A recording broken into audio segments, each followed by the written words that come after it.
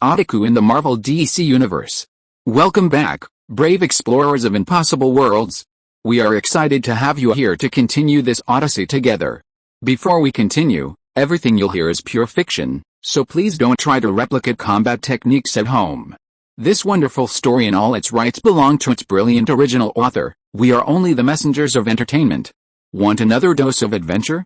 Subscribe to our YouTube channel so you don't miss a single chapter, and if you can't wait, our Patreon has exclusive surprises you'll love.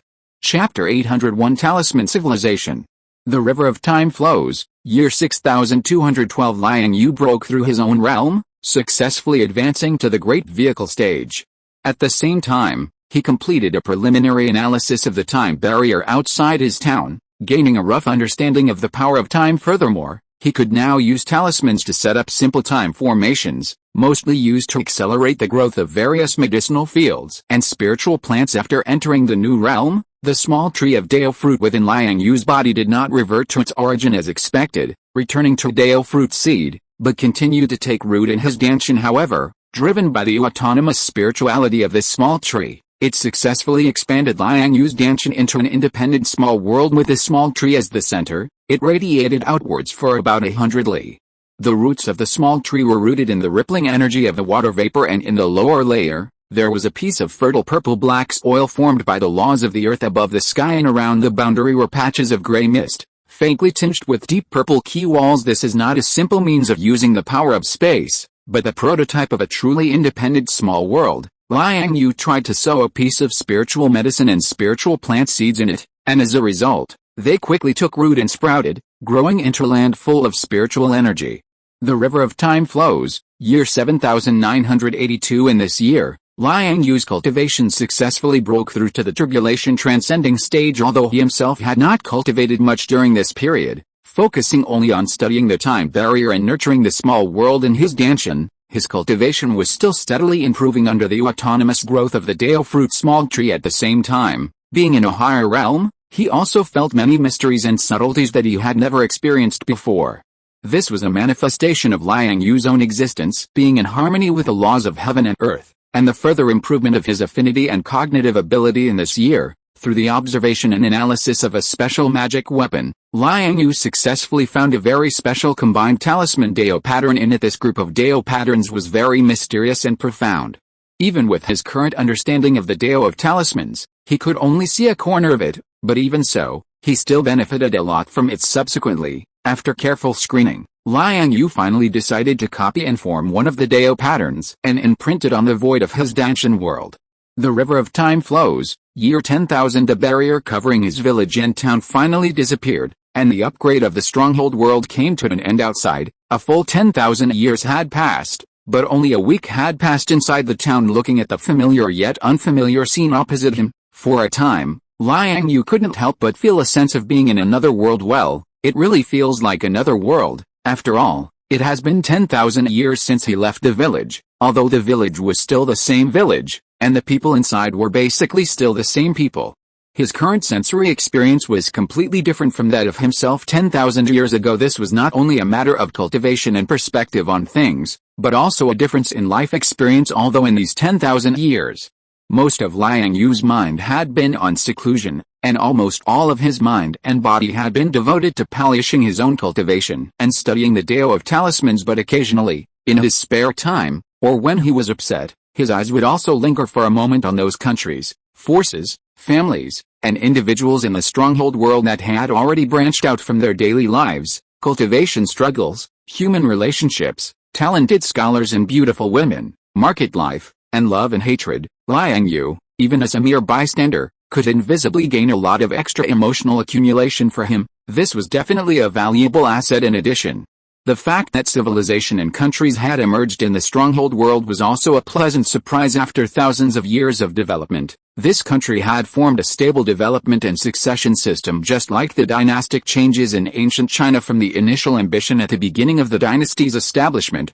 through reforms, wealth redistribution, and a steady rise in development to reach its peak, and then inevitably decline, until the operating system failed, various contradictions intensified, and a new dynasty was established after fierce confrontation. In the process, some people succeeded in reaching the top, while others left in disappointment. Those who reached the top held high positions, while those who were frustrated left in decline. Over time, the population was divided, forming a central empire and many surrounding small countries. The empire occupies the most beautiful territory in the world. Of course, this beauty generally refers to being close to the World Tree Valley, where the spiritual energy of heaven and earth is abundant. Those small countries are relatively weak in terms of cultivation resources and spiritual energy resources, but they are not without the power to fight because the countries and people in the stronghold world generally cultivate and have a relatively mature cultivation system. The time of dynastic changes is generally much longer than in real China. Generally, it lasts for 700 or 800 years.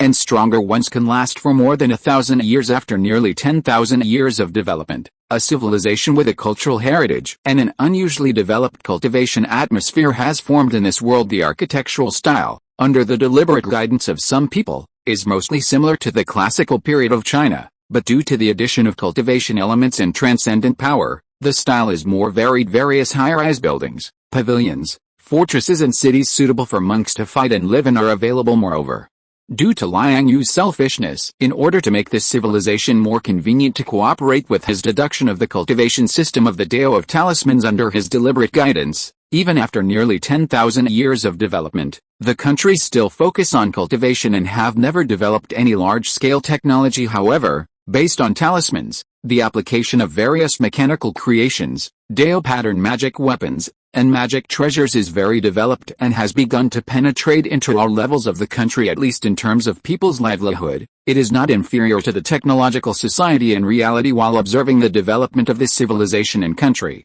Liang Yue will also extend an olive branch to some cultivators who have played an important role in the development of the times or have excellent qualifications, giving them the quota of aborigines. To put it bluntly, this civilization in the stronghold world is now his testing ground and an excellent talent selection base. For this reason, Liang Yue has spared no effort to influence the development of this civilization many times in the past 10,000 years, helping them establish a complete talent selection mechanism. Just like the imperial examination in ancient China, every once in a while, local agencies at all levels will regularly conduct tests and selections on eligible people from the people under their rule. As of now, the number of aboriginal quotas in Liang Yue's hands is almost running out. Fortunately, with a further strengthening of his control over the stronghold world, especially after the end of this world upgrade, many corresponding permissions can be granted by Liang Yue's will even without quotas.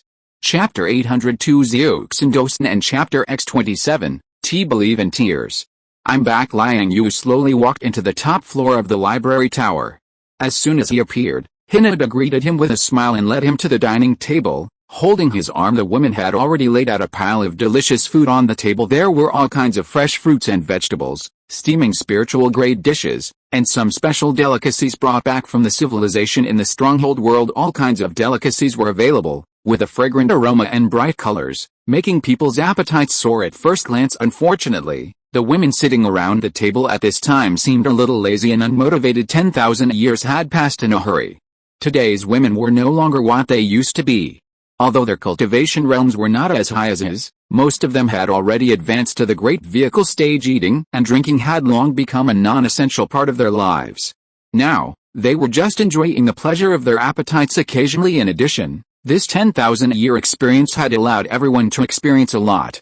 Most of the time was spent in closed-door cultivation, doing research, which was monotonous and boring. Although in the later stages, the women couldn't hold on any longer, they directly returned to the village together, experiencing 1,000 or 2,000 years less than Liang Yue. However, after such a long period of comprehension and cultivation, they really needed a period of relaxation and rest. In short, they were injured from cultivation and had to go out for a vacation. By the way, after this world upgrade is completed, there must have been many new changes, right? At the dinner table, everyone enjoyed the food and wine while sharing some of their insights on cultivation over the years.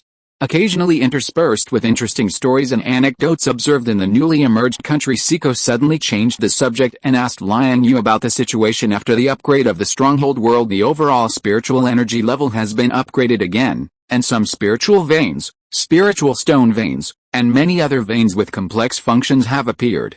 Some ordinary herbs and flower seeds, after tens of thousands of years of natural evolution, have also evolved into spiritual species. Some of the spiritual medicines we planted in the medicine field have mutated and broken through the level of low-level spiritual medicines. In addition, the world environment has become more suitable for cultivation.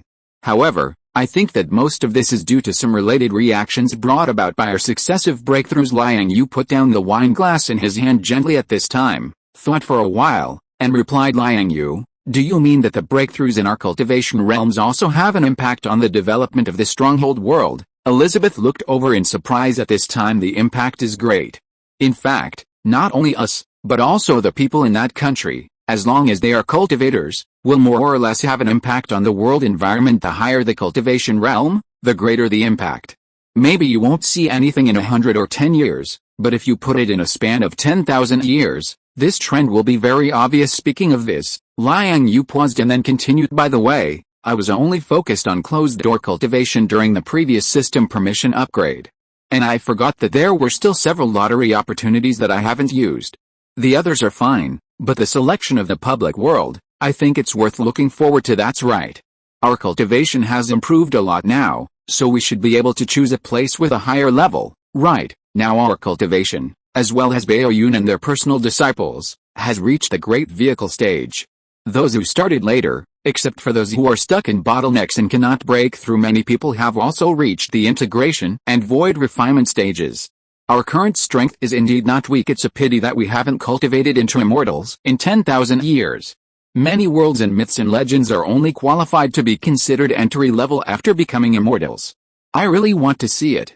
After 10,000 years, not only Liang Yue himself, but also the women in front of him and his disciples have all risen along the way in the long practice. However, no one can say that they have a 100% certainty in cultivation, ensuring that they can rise step by step and continue to climb new peaks. There are always some people who lack the aptitude, understanding, and opportunity to continue on this path. Among Liang Yue's disciples, there are of course such unlucky ones with a world tree, a heaven-defying treasure, providing a constant stream of high-quality heaven and earth spiritual energy resources. There are also masters and elders like Liang Yue, Siko, Alwyn, and Bao Yun providing professional guidance.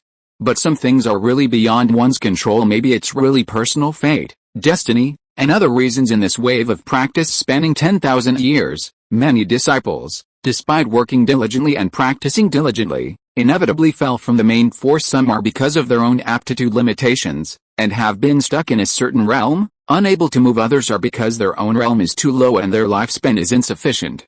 Under compulsion, they had to retreat from the main force and return to this small village and advance. Among them, there are also individual disciples who are not cultivated enough, but have a relatively high heart, unwilling to give up, and insist on using the lifespan crisis to force themselves, holding a mentality of success or death, and die directly in closed-door cultivation. This does not include those who have a clear understanding of themselves, know that their qualifications are not good, and give up struggling in advance, and actively integrate into the neighboring country and start families. Adding all these together, before the torrent of time, the 400 or so old people who were brought into the stronghold world by Liang Yue as indigenous people, now only less than 200 people remain among them. Most of them gave up voluntarily. The number of people who sought excitement and forcibly broke through and died in the bottleneck ranks second. As for those disciples who are cowardly and squatting, and voluntarily return to the small village to nest, they occupy nearly 100 seats among the remaining less than 200 people. The situation of these disciples is better. After all, cultivation, in addition to personal aptitude, understanding and opportunity, actually mainly depends on the general environment. The current stronghold world after the upgrade is indeed good in terms of various resource supplies. With the blessing of the world tree, the abundance of heaven and earth spiritual energy can be called top-notch among the heavens. However, like most immortal cultivation worlds, the more such places are dominated by cultivation, the more rigorous the rules of heaven and earth are, and the less cultivators can easily cross bottlenecks, let alone any tricks or shortcuts. Every time you enter a lair, you have to go through many hardships. Breaking through is only a matter of receiving the test of the heavenly tribulation, but it's different in some special worlds. For example, Marvel, DC. These two worlds are typical of the prominence of the Grand Dao rules, almost to the point of being on paper.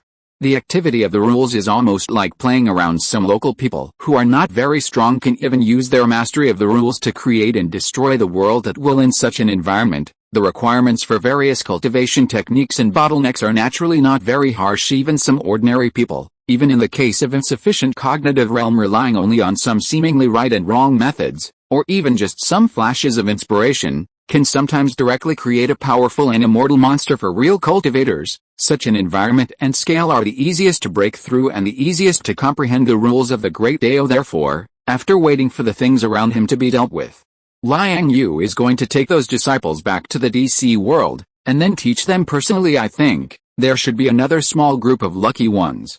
Chapter 803 The Mortal World.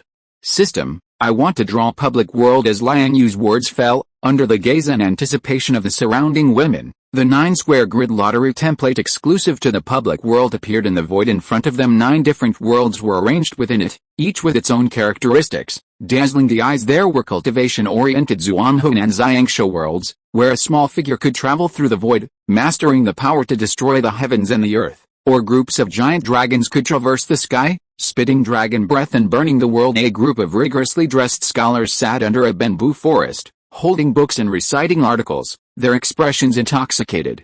With their reading voices, golden rain of light fell in patches above the distant sky, and lotus-like shadows emerged from the ground, blooming layers of ripples. There were also technology-based worlds, where countless spaceships were sailing between the stars in the universe, their figures strange and unpredictable, occasionally turning into streams of light to perform ultra-long-distance space jumps. Among them, there was also a mixed-type special civilization. Liang Yue saw on the screen some figures driving spaceships and mechas to mine minerals in a pile of meteorites, using high-tech rays to cut a small planet. As a result, what was dug out was not various minerals, but pieces of various attribute spirit stones flashing with strange colors, as well as natural treasures wrapped in stone shells and spiritual charm. The appearance of these scenes immediately attracted everyone's attention, making people unconsciously invest in it. Stop. Ling. Congratulations, host. In this public world lottery, you have located the cultivation plane Immortals World. Please find a suitable location to place the plane gate of this public worlding. According to the host's current system permissions, the time flow rate ratio between the public world, the base world, and the real world is freely adjustable between 150, 90 and 90 hours, and 50 minutes. 1. Immortals World, huh? Not bad. Not a surprise, but not bad either. The so-called Mortals World in the system's mouth is actually a comprehensive body that includes the mortal realm, spirit realm, demon realm, dragon realm, and many other cultivation regions in the mortal cultivation biography plane. The scope of the world is broad enough, and various rare resources, secret treasures, races, and cultivation forces are complex and fiercely competitive, struggling to survive each other. Although it does not include the more vast immortal realm, it is definitely a wonderful cultivation world for Liang Yue and others' current cultivation level. It is indeed a good place to experience, especially the sharp contradictions in the environment have spawned batches of amazingly talented geniuses and powerful cultivation classics. The mortal realm is fine, but the situation of confrontation among all races in the spirit realm is a real training ground. Various races and profound arts can be described as unpredictable, making people hard to guard against Liang Yue's side, especially the women around him, and the disciples under his sect, although their current cultivation realm is already good. But after all, they have only cultivated hard in a comfortable environment by borrowing the convenience of the torrent of time, lacking the necessary tempering. Like flowers in a greenhouse when it comes to fighting with monks, and the battle of life and death, they have too little experience in an environment like the mortal's world, where almost everyone is competing to cross and seize the secrets of heaven. It happens to be able to make up for their shortcomings. How is it? How is it? Is it a cultivation world that was drawn? I just seem to see someone flying into the sky and escaping on the screen. How is the overall environment there? The power level should not be low, right? Soon, in the chatter of the women, Liang Yue shared some of the information he knew with them, and then, in the eager anticipation of the women, he took them to the underground hall in the village. The plain gate of the mortal world was placed on the second floor of the hall. That is a big world, with a complex situation, many clues, and a very long inheritance. It is far from comparable to the newly emerging country and civilization in the base world. 10,000 years of evolution seems to be very long, but only taking the route of talismans is still a bit thin. Now the emergence of this public world can just complement us in many aspects. In addition, the mortal realm can only accommodate monks in the middle stage of the transformation god realm. Beyond this limit, they will automatically ascend and be guided to the spirit realm, or other higher cultivation worlds. I am not sure yet whether the so-called mortal realm and spirit realm are in a plane-to-plane relationship, or a planet-to-planet relationship, so when you go over later be careful to restrain your aura and do not reveal any signs of cultivation, so as not to cause some passive situations in front of a simple and pure white immortal gate. A thick layer of diaphragm covered the blue-gray plane passage, undulating slightly like water waves. Liang Yue was standing not far from the immortal gate at this time, instructing the women beside him. Well, I understand. Restrain our aura and try not to reveal our cultivation, or rather not reveal cultivation that exceeds the world's limits. It's best to establish a stable base first, such as opening another branch of the Liang Yue sect. We also need to collect information as much as possible and find out the specific situation there. I don't know if technological equipment will be affected in the world. When we go over later, we must first launch a few satellites. Liang Yue, are you going with us? I won't go in for now. I plan to take those disciples with poor qualifications back to the DC world first, and teach them to cultivate there, so that they can break through as soon as possible and live a few more years. Well, in that case, we will first summon a few disciples above the void refinement stage, as well as the elites you selected from Xiaoguo. Alright, the so-called Xiaoguo is the name of the country in the base world that has been constantly iterating and changing dynasties over the past 10,000 years. Compared to Liang Yue, Siko and the others, who are pure cultivators, those monks who have been struggling in ups and downs under the background of the dynasty are undoubtedly more professional in terms of reclamation, development, management, and maintenance. The entire operating system of this Xia dynasty is a bit special, belonging to a model that combines administration and cultivation. At all levels of institutions, there are clerical officials and monks of varying levels. They complement each other and maintain the operation of the entire country together. The power of monks and talismans has penetrated into the bottom layer. Even those common people who have no qualifications and cannot cultivate can enjoy the convenience of this system to a certain extent. Some farming tools and vehicles driven by the power of talismans, although they cannot be fully popularized, the landlords who have money in their hands can still buy and use them. Thanks to the emergence of these convenient tools, the lives of the bottom people of Xiaoguo are not bad. Although they will still be exploited by the powerful, the degree is not so high. As long as you are diligent, it is not difficult for the bottom people to survive. This is also an important reason why the dynasty change period of this civilization is relatively long and the cycle frequency is not high. Of course, in the world of monks, what is competing is naturally no longer the number of troops and training level. The power of high-level monks is the key to determining the rise and fall of a country. After generations of development and expansion, the overall civilization level of Xiaoguo has also been improving. The research on the way of talismans has also entered the stage of refinement and classification in terms of overall cultivation level. After 10,000 years of iteration and breakthroughs, the highest cultivation level has now reached the void refinement stage. Of course, this does not include those who have been recruited by Liang Yue and granted the status of aborigines now. Although these talents recruited from Xiaoguo cannot be guaranteed to rise all the way and go smoothly on the road of cultivation, the conditions and convenience they enjoy are beyond the reach of ordinary monks. Therefore, apart from some unlucky people who are in trouble, trapped, or even go crazy during cultivation, the overall cultivation level has always been one level higher than that of Xiaoguo.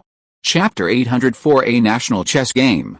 A moment later, as the gate to the mortal world plane landed, and with the greetings of Siko, Hinata, Alwyn, and others, people began to arrive at the second level of the underground hall. Regarding the specific situation of the mortal world, the women had already uploaded information files through Xiao Wu's avatar as their own in natives and villagers. A super optical brain avatar with an intelligent program had naturally become standard equipment for everyone, greatly facilitating communication and information sharing among them. As for the mortal grand world, such a pure cultivation plane, Liang Yue's group of people were obviously very interested after the relevant information was uploaded. They didn't even need the young ladies to promote it, they couldn't wait to sign up. Master, you wait a moment. Baoyun came over with his fellow disciples, each dressed as either a teacher in rough clothing or a merchant, with excited expressions on their faces. Originally, Baoyun and the others were experiencing life and cleansing their minds in a certain place in Xia country, but now it seemed that they couldn't resist their own desire for exploration. But thinking about it, it's normal. If you want to train yourself, broaden your mind, and increase your knowledge and understanding of the world and nature, experiencing the lives of ordinary people at the bottom of a civilized country, how could it be as interesting as exploring a new world? I won't go over for the time being. After entering later, You can help your uncles with some things. After entering, I estimate that you will be sent to the mortal world first. The situation there is relatively stable, but the level of power it can bear is not high. It has also suffered from the invasion of the demon realm before, causing the spiritual energy environment to decline. The nascent soul stage is already considered the top combat power. Several old guys in the early stage of the transformation god realm are restricted by the spiritual energy environment and have been unable to break through to the middle stage of the transformation god realm, so most of them live in seclusion secretly. They have also been looking for a way to ascend to the spirit realm. You don't need to rush to the spirit realm. After you go, you can find a suitable place to establish a mountain gate as our future reserve base in the mortal world. Liang Yue was quite relieved about his chief disciple and his group of direct disciples after he left the DC world. The Liu Yun sect had been developing well under their leadership. Now that they were going to open up a new world, he naturally had a new round of expectations for his direct disciples. Disciple understands. Bao Yun and the others bowed their heads immediately upon hearing this, looking like they were duty-bound and had no complaints. Seeing this, Liang Yue nodded, then turned his gaze to those unpromising disciples mixed in the crowd. Zhi Sen, Wenzin, Yuan Kui. You guys bring those disciples who haven't broken through for a long time and are stuck in a bottleneck, and return to the DC world with me. After saying that, without waiting for them to respond, he turned and walked towards the plain gate of the DC world. Compared to before leaving, the Taipei Mountain in DC at this time had not changed much. It was still a scene of clouds steaming, forests lush, mountains overlapping, and spiritual energy ethereal. Everywhere was a scene of immortal atmosphere. However, at this time, the foot of Taipei Mountain, and even the entire land of China, was already a different scene. During the time that Liang Yue was away, the DC world had passed another 8 or 9 years. As the heaven and earth spiritual energy and spiritual veins on this ancient land continued to recover, a series of changes were taking place one after another. The shackles that had been trapped on their cultivation path, unable to move forward for a long time, like a curse, suddenly became loose. In the past, the predicament of comprehending the heaven and earth and contemplating creation, but always failing to obtain it, now seemed to be divinely assisted, and the thoughts were clear.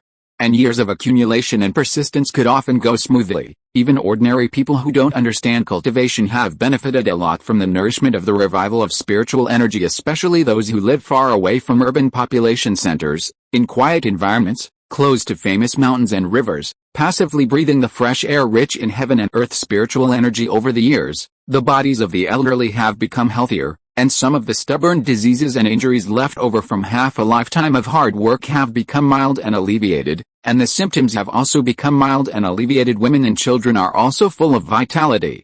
As if they have endless energy. The young and strong who have been working hard all day are more energetic than before under the nourishment of spiritual energy. Especially the body's recovery ability is gradually increasing among them. Many people who are engaged in physical labor, fitness, or practice various boxing techniques have lived particularly comfortably in the past few years. The appearance of heaven and earth spiritual energy seems to be a kind of nutrient, which will inadvertently change them, and their own work, occupation, or hobby is like a catalyst. Under persistent, or passive, or active exercise, their bodies are becoming stronger than before, with sharp ears and eyes, and free from all diseases, of course. In addition to the humans living on this land, various animals and plants, whether wild or domestic, have also benefited a lot from the general trend of spiritual energy recovery in the network space between regions. There are often rumors of animals becoming, which is actually the increased intelligence of some little guys under the nourishment of spiritual energy. Some even showed signs of individual reversion or return to wildness, and occasionally there were news reports of wild, or even domestic, birds and animals running out to hurt people. Fortunately, the relevant departments have made sufficient preparations for this, and have made plans in advance to resolve some incidents in a timely manner. In addition, in the understanding that the recovery of spiritual energy has become an irreversible trend, those public opinion trends involving cultivation, martial arts, and other fields have also been intentionally or unintentionally released with the acquiescence of the relevant departments. Some careful people who are more sensitive to current affairs and trends may have already noticed this. For example, in recent years, the fairy tales, martial arts, passionate martial arts, anti-Japanese war dramas, and even various dramas that emphasize loyalty to the emperor and patriotism, and promote family and national sentiments have obviously become much more. Even those spiritual and Taoist ghost-catching genres that were originally potentially prohibited by some unclear policies, now, they have begun to appear again in major TV, online platforms, and even movie theaters in a grand manner. Moreover, each of these is different from the previous crude and shoddy productions with 50-cent special effects. The quality of this batch of film and television works is surprisingly good, and the production is also very sophisticated, especially the control of some cultivation details, and the explanation of some principal steps, are done with great care. If you don't know, you might think it's real in schools all over the country. Many things are also quietly advancing in the vast primary and secondary schools, and even high school campuses. Several subjects that originally accounted for a high proportion are now being marginalized, such as English as the hardest hit area originally occupied by various subjects. Physical education courses have been strengthened step by step. However, the content of the class has been changed from the original running, long jump, various ball sports, etc., to the teaching of some boxing techniques, basic horse stance, and even meditation in the original exercise content. Only some basic items were retained for warm-up exercises before formal training. The daily class break exercise session has now been directly changed to the collective practice of boxing techniques. This is not a performance activity in a few single regions or individual innovative schools, but a unified change in the school learning subjects in various places. The so-called national chess game. The emergence of this situation has naturally conveyed a signal to the society and the public to some extent. Therefore, for a time, although people in the entire China region went to work as usual, moved bricks as usual, farmed as usual, and the social development was getting better and better, the atmosphere inevitably showed some strange signs. Chapter 805 Small Tree Spirit. Everyone, please report how much lifespan you have left amidst this whirling spiritual mist. On a small plaza outside the forbidden grounds of the Flowing Cloud sect, Liang Yue sat seemingly casually beneath a peach tree laden with large, pinkish-white peaches. Opposite him, a group of people stood neatly arranged. Needless to say, these were his disciples whose own aptitude and opportunities were lacking, trapped in place for a long time, unable to break through their bottlenecks. Among these people, some were from the older generation, having been taken into the heavenly sex fold before the founding of the new dynasty. Some were even the first batch of inner disciples that he and teacher Jingxiang had rescued from the hands of human traffickers back then. Besides these, there were naturally some who were a bit younger. However, this so-called younger was at most a few decades younger. In the eyes of cultivators, this distance was nothing, at most just a matter of seniority. But then again, in the real immortal cultivation world, sects didn't consider the order of entry or age when ranking seniority. They basically all based it on the level of cultivation. Of course, among them, besides the Flowing Cloud sect disciples from this DC world, there were also some from the mountain gates of Water Margin Heroes and Wind and Cloud world. Some people even came from the Xia country in the Stronghold world, from the Talisman cultivation lineage. All in all, there were more than 300 people. Reporting to Master, this disciple is currently in the late stage of the nascent soul realm, with about 1,000 years of lifespan left. Previously, I followed you in seclusion in that river of time, unable to break through.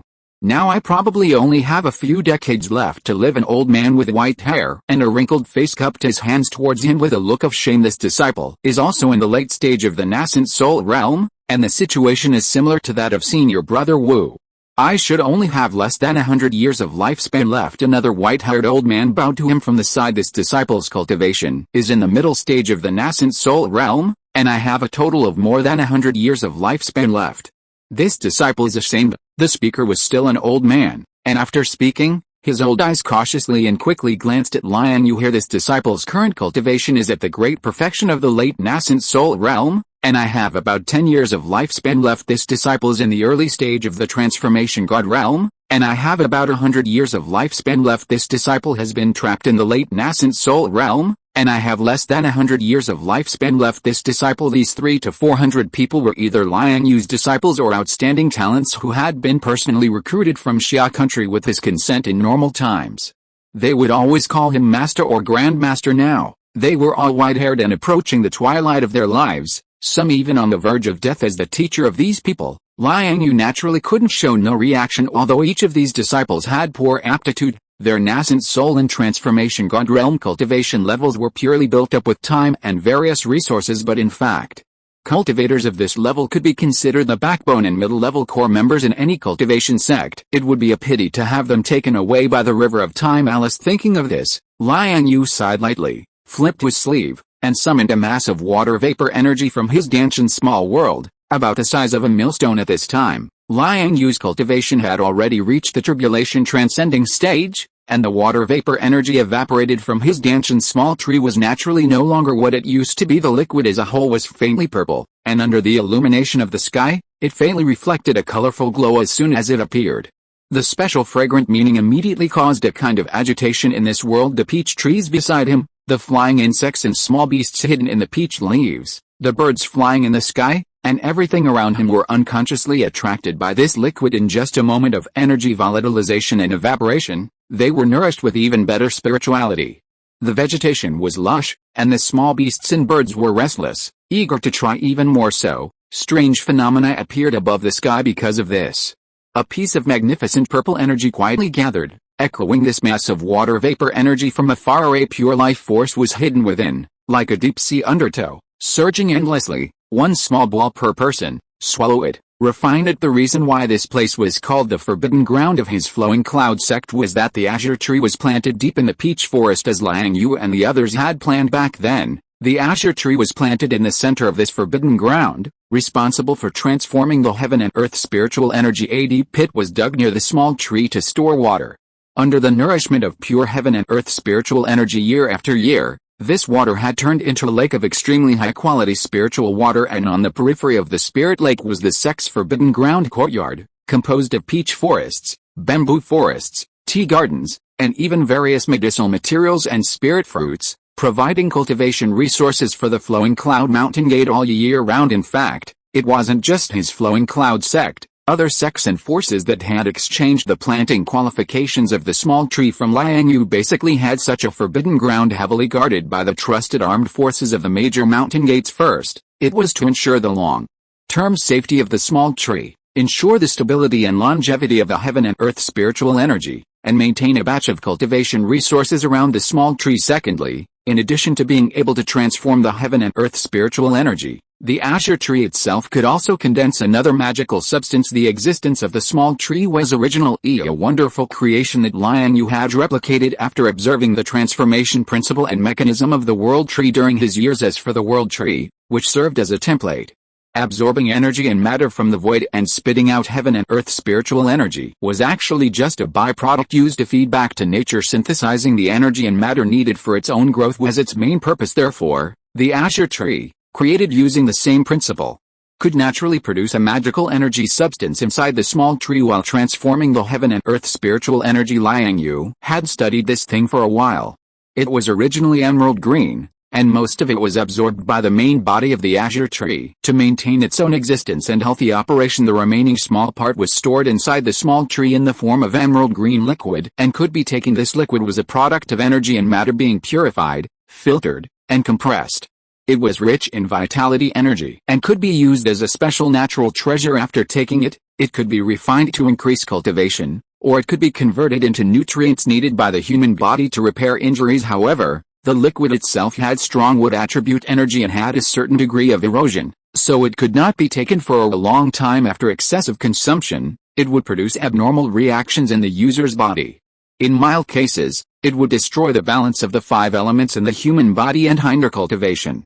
In severe cases, the internal organs, bones, etc. would turn into wood. For the current world of superhumans, where the top combat powers cultivation realm was still stuck in the foundation establishment stage, taking 1 drop every 2 or 3 years was already the limit. However, the efficacy of this liquid was extraordinary. The powerful life activity it contained could be used to increase lifespan to a limited extent. Excessive consumption by the human body would produce adverse reactions, but there were not so many taboos for various herbs, fruits, and spiritual plants, which were also plants. After being diluted, it could be used to irrigate various spiritual plants and herbs. In addition to ensuring the health of various crops, it could also accelerate ripening and increase the various medicinal powers of the plants, and there was a certain chance that these herbs and spiritual plants would mutate, and even have the effect of increasing their level. Chapter 806 Space Nuclear Explosion. About half a month later, the disciples who had been cultivating and absorbing the medicinal power in front of the peach blossom forest began to complete their refinement one after another. They stood up refreshed, with uncontrollable excitement on their faces. How could they not be excited? After refining the mass of water vapor energy bestowed by Liang Yue, these disciples, who had originally reached the end of their lives, their bodies and spirits close to withering, suddenly returned to the beginning of their lives. Their nearly exhausted lifespans were directly replenished, white hair turned black, their bodies became strong, their spirits were full, and the vigor of youth burst forth. Their overall condition was even better than when they were at their peak. This change truly made these disciples feel their souls tremble, and the emotions in their hearts were simply indescribable. If there weren't fellow disciples nearby who hadn't finished refining the medicinal power, and Liang Yue wasn't sitting opposite them, these disciples would probably have already started to roar and dance with joy. Unable to contain the happiness in their hearts, Liang Yue majored in the Tao of life. This was the path he had set for himself from the very beginning of his cultivation journey. To be precise, it was when he obtained the innate imagery of thunder firewood from the system that he set his cultivation goal. Time flies, and now he has climbed to the peak of the mortal realm.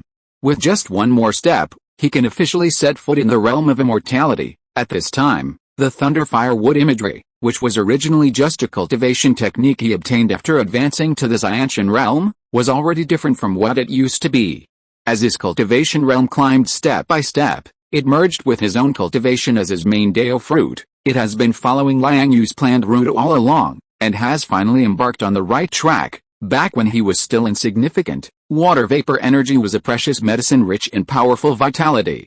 Now that he has successfully advanced to the tribulation transcending stage, the effect of this water vapor energy can be called heaven-defying in the mortal world. Of course, helping people extend their lives still depends on the overall environment. In a place like the current DC world, where the rules of the Heavenly Dao are unusually active and the Heavenly Dao's tolerance for various forces is exceptionally lenient, there is naturally no problem. But if it were replaced with a more rigorous and standardized plane, such as the journey to the West world, even after ascending to become an immortal, the proper lifespan is only over 300 years after becoming an immortal. There are also 3 disasters and 6 calamities every once in a while. Heavenly lightning, heavenly fire, and heavenly wind randomly burst forth. If you can't survive them, you have to be reincarnated in that kind of world. If you want to live forever, you have to consume peaches, ginseng fruit, the Supreme Lord Lao's golden pills, and other proper heavenly treasures. Whether Liang Yue's byproduct of cultivation can be used is another matter, but now it seems that in the DC world, wanting to live a long life is still not easy for ordinary people, but it is actually not difficult for some people with connections. For example, Liang Yue, who had previously passively achieved immortality by finding a Green Lantern ring. This is a setting issue. Even if his realm as a cultivator has not reached a current level, he can still enjoy such a lifespan. In addition, the DC world's will of the Great Dao and the rules of the Great Dao seem to be more tolerant of cultivators. The lifespan that can be enjoyed for each improvement in realm is also much higher than in the proper cultivation world. The disciples in front of him, after absorbing and refining the water vapor energy evaporated from his Dao fruit, each recovered about 1,200 years of lifespan. This effect is definitely heaven-defying in the eyes of ordinary people, but in fact, if you think about it carefully, it is also reasonable in this way. After their own lifespans were replenished, these disciples suddenly became energetic again. Not to mention being as lively as dragons and tigers, they were at least in a state of high spirits from time to time. They would transmit their voices and chat secretly with a few fellow disciples nearby. They were all radiant, with soaring momentum and straight backs. Where was there any trace of their previous twilight and withered appearance? After all the disciples present had completely refined the water vapor energy, Liang Yue took them and officially began his special training plan. First, these disciples asked questions themselves, stating their doubts, difficulties, and incomprehension in cultivation. Then, Liang Yue summarized and answered them uniformly, focusing on the cultivation situation at this level with his current cultivation realm as a tribulation transcending grand cultivator and his level of understanding of the natural world. It is actually not difficult to guide the cultivation of his disciples. In this way, about another year passed in the DC world, and Liang Yue's special training session ended. The disciples opposite him were almost all enlightened. A small number of them even directly found a secluded place after bidding farewell and went into seclusion to comprehend the Dao. Some, however, fell into confusion and felt a faint agitation in their hearts. The situation was like a layer of window paper separating them. Although they could not break through the bottleneck for the time being, the road ahead had already been pointed out. Liang Yue did not demand anything of these people, but let them comprehend on their own anyway. Their lifespans had just been replenished, and they had plenty of time to experience and search. After getting rid of these burdens, Liang Yue finally had some free time. It must be said that although these disciples are only at the bottom of his base world, Each of them has their own reasons and their own unique characteristics of being rotten while helping them solve problems, enlighten them, and point out the direction. Liang Yue himself has also gained a lot. He has also gained a deeper understanding of some of the neglected branches in his previous cultivation path. One morning, accompanied by the rising sun and the sea of clouds, Liang Yue had just finished watching several new disciples practice their boxing techniques in the mountain gate and casually gave a few pointers when a strange sensation suddenly came immediately afterward. The little martial avatar on his wrist lit up with a red light reporting, "Master. Just now, the United States in this world detonated a nuclear missile near their native outer space." After saying that, a light curtain suddenly popped out from the watch. On the light curtain, a fiery red light was spreading out like a sun.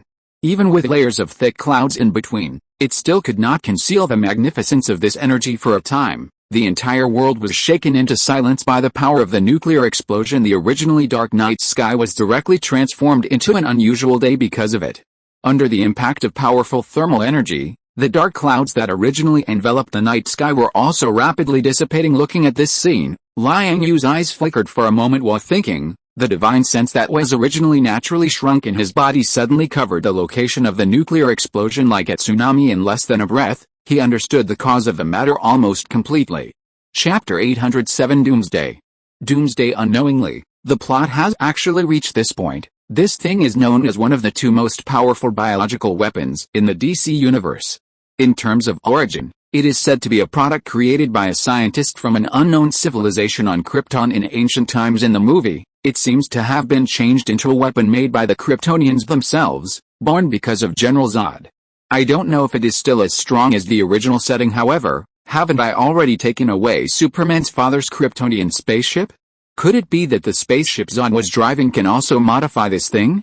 In the blink of an eye, Superman and Doomsday, who were in the center of the nuclear explosion, were briefly separated. The power of the nuclear bomb was not enough to destroy these two creatures rooted in Krypton, but the powerful impact and scorching energy still stunned them. In the end, Superman was pushed into space by the shock wave, crossed the shadow on the back of the Earth, and was directly exposed to the unshielded solar rays. On the other hand, Doomsday was unlucky and was directly shot down by the nuclear bomb, falling towards the Earth. Coincidentally, according to the prediction of the free fall trajectory, this ugly biological weapon will eventually fall in Metropolis, or rather, on an uninhabited island near Metropolis. During this process, Liang Yue did not take action to stop anything, but leaned against the stone railing beside him, and he observed the specific characteristics and abilities of the Doomsday biological weapon with great interest, and didn't even bother with the disciples who were peeking from a few meters away. According to some information he had learned, the Doomsday biological weapon seemed to be very fierce. The most dazzling achievement was single-handedly killing Superman. Its genes underwent some kind of mutation in the continuous process of death and rebirth, thus gaining a super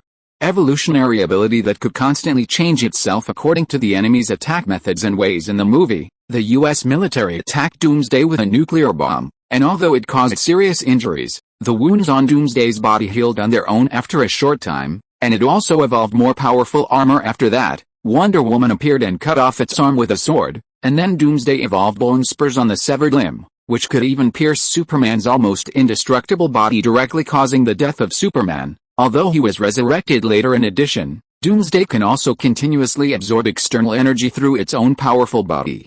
Nuclear explosions, missiles, machine gun kinetic energy, electricity, etc. can all be absorbed for its own use and become its nourishment to strengthen itself. This ability is obviously derived from the same source as Superman and General Zod from Krypton. In addition, Doomsday's own speed is also very strong.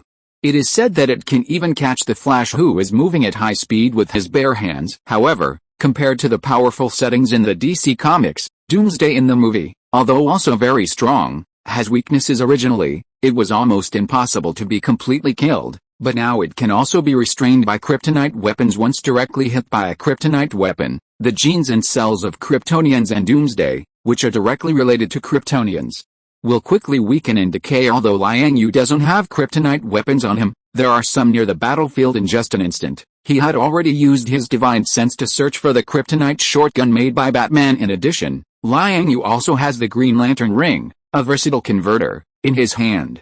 After understanding the structure and characteristics of kryptonite itself, he can freely create such things. Of course, with Liang Yue's current realm and cultivation, He doesn't believe that this so-called doomsday cannot be killed. The so-called immortality is only relative. No matter how powerful the ability setting and attributes are, they cannot withstand the direct obliteration from the law level, not to mention that the current doomsday is just a newborn biological weapon, and its abilities in all aspects are still very immature. Without reason and wisdom, it is like the newborn Hulk, with a violent temperament and a desire for destruction. But doomsday at this stage is far from being a complete form. Liang Yue is confident that with his current strength and methods, it is not difficult to kill doomsday, but the problem is that he doesn't want to destroy such a precious biological weapon. Super strength, super speed, super healing, super evolution, energy absorption with such powerful basic attribute settings. Even if he does nothing and only passively absorbs energy, he is already considered a powerful existence in the mortal realm. Taking it for his own use is the wisest approach. A moment later, under Liang Yue's attention, doomsday, like a meteorite, fell on a small island on the edge of Metropolis, wrapped in fire and nuclear energy just as depicted in the movie plot. Doomsday did not die at this time. Instead, it used the power of the nuclear explosion to absorb a large amount of energy and evolved more resilient muscles and bones. With his arms outstretched and roaring to the sky, a circle of circular energy shock waves like light and electricity suddenly erupted, and the rolling energy flow rushed out from his body. At this moment, Batman, driving his Batplane, flew by in an arc from the sky, and was then locked on by Doomsday. A pair of hideous and sunken pupils suddenly flashed with dazzling beams. The next moment, like Superman's infrared laser eye cannons, Doomsday now seemed to have learned this trick. With a glare, two thick, shining beams of light suddenly shot out, chasing after Batman's fighter. Cutting through the night sky after a chase, the fighter was eventually shot down and crashed to the ground with a bang. He was quickly discovered, and Doomsday glared again, and two shining energy pillars shot out again. Just then, a figure suddenly descended from the sky. She carried a shield and a war sword, and stood in front of Batman. It was Wonder Woman Diana, whom Liang Yue had not seen for many years. Relying on the artifact arm guards in her hand, Diana easily blocked Doomsday's energy rays and countered this energy in the form of a shock wave. Immediately afterwards, Superman, who had absorbed enough solar energy in space, also arrived at the battlefield accompanied by lightning. He pierced through the thick clouds, and with lightning speed, he outputted his double fists from behind, and with the help of powerful inertia, he pushed Doomsday's kidneys all the way. In the end, he directly crashed Doomsday into an abandoned warehouse nearby. I don't know what was in this warehouse, but this attack caused a chain of massive explosions rumble. The sky-high flames instantly engulfed the line of sight, and the rolling smoke blocked the sky. Taking advantage of this gap, the three giants, Wonder Woman, Superman, and Batman, gathered together and briefly exchanged information with each other. Why did you lead it here? Wonder Woman looked at Batman with a puzzled expression at this time. Obviously, this woman had also been paying attention to the situation on the battlefield from the sidelines and understood some of the causes and consequences. Batman then jumped out of the wreckage of the fighter, holding a grenade launcher in his hand, and said in his low and magnetic voice, "This port has been abandoned, and here, there are weapons that can kill it. Did you find the spear?" Superman also flew over at this time, and also asked Batman with a serious expression on his face while landing. "I can't spare the time for the moment," Batman said helplessly. "This thing looks like a strange creature that survives on energy." Diana, at this time, stared at the direction of the burning warehouse with a pair of heroic eyes, and said somewhat uncertainly, "This thing comes from another world." "My world?" Superman frowned at this time, with some emotion and complexity on his face. "I have killed things from other worlds before," Diana said, casually drawing out the war sword on her back, and half crouched with a solemn expression, her eyes full of fearlessness and wisdom, like an experienced female leopard about to step into the hunting ground. "Is she one of yours?" Seeing this, Superman glanced at Batman next to him in surprise, and Bruce was also surprised at this time. "I thought she was yours." Chapter 808 DC Big 3 vs Doomsday. WWAA, accompanied by a hoarse roar, an even more violent energy shockwave with a wider coverage area erupted again like a blooming giant flower of energy. It instantly enveloped the entire warehouse on the opposite dock. The raging flames that were originally burning were directly dispersed, and a large amount of earth, rocks, and concrete fragments flew around with the rolling energy flow. Batman, one of the Trinity, quickly ducked to avoid it, crouching behind a low wall. Diana and Superman subconsciously lowered their bodies, raised their shields, and chose to face the impact head-on, but they were still slowly pushed backward by the bursts of violent wind. When Doomsday's roar ended and the dust settled, the real battle officially began.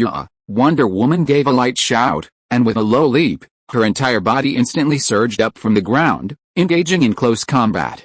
The battle sword and round shield in her hands danced and slashed, her fighting style simple and unadorned, chopping at the feet, ramming, thrusting, intercepting the knees, crescent slashes. Each move was simple and direct, heading straight for Doomsday's legs and joints, constantly launching attacks. The biological weapon on the opposite side was in its nascent stage, with life experience approximately equal to 0. It was obviously not yet adapted to this retro-style human melee mode. It could only rely on instinct to evade the attacks, roaring repeatedly as it was being chopped and forced to retreat. Superman, on the other hand, used his own advantages to fly directly into the air. Before he could make any moves, he immediately attracted Doomsday's full attention. Then, in the next moment, he was struck horizontally by Wonder Woman's shield from the ground. Boom! Bruce Wayne in the distance saw this and stood up from behind the cover.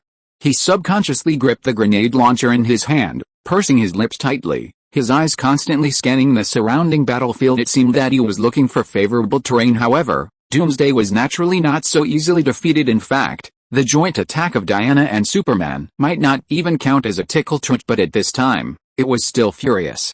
After getting up violently, it immediately grabbed a scrapped car next to it and threw it at Wonder Woman. Superman in the air rushed forward again with both fists, but Doomsday dodged with a flash, then scooped him up with a large hand, grabbed Superman's hind legs like he was picking up a chick, and swung him out before he could get up. Doomsday caught up to him again, and kicked him straight in the head. Superman's whole body instantly spun and smashed into the ruins. Then, Doomsday turned its head sharply again, shooting energy beams from its eyes, blasting Wonder Woman, who was flying over from the other side, away covered in dust. Superman rose into the air again, his eyes turning red with anger immediately afterwards.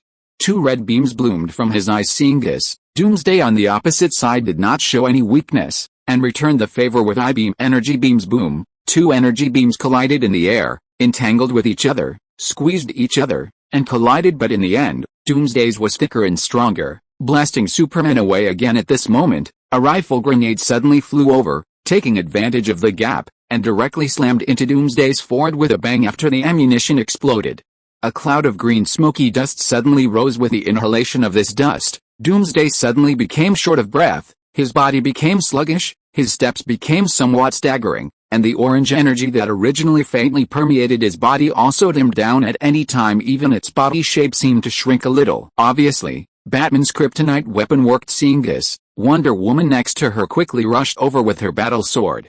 After a series of fierce attacks, she directly chopped off one of Doomsday's arms. However, Diana herself was also slapped away by Doomsday in the next moment, and relying solely on the power of this small dose of kryptonite burst bomb was obviously not enough to completely destroy this super biological weapon. After all, even Superman could recover in just over 10 seconds. Doomsday stretched out its hands, raised its head and roared, and dazzling energy once again gushed out from its body.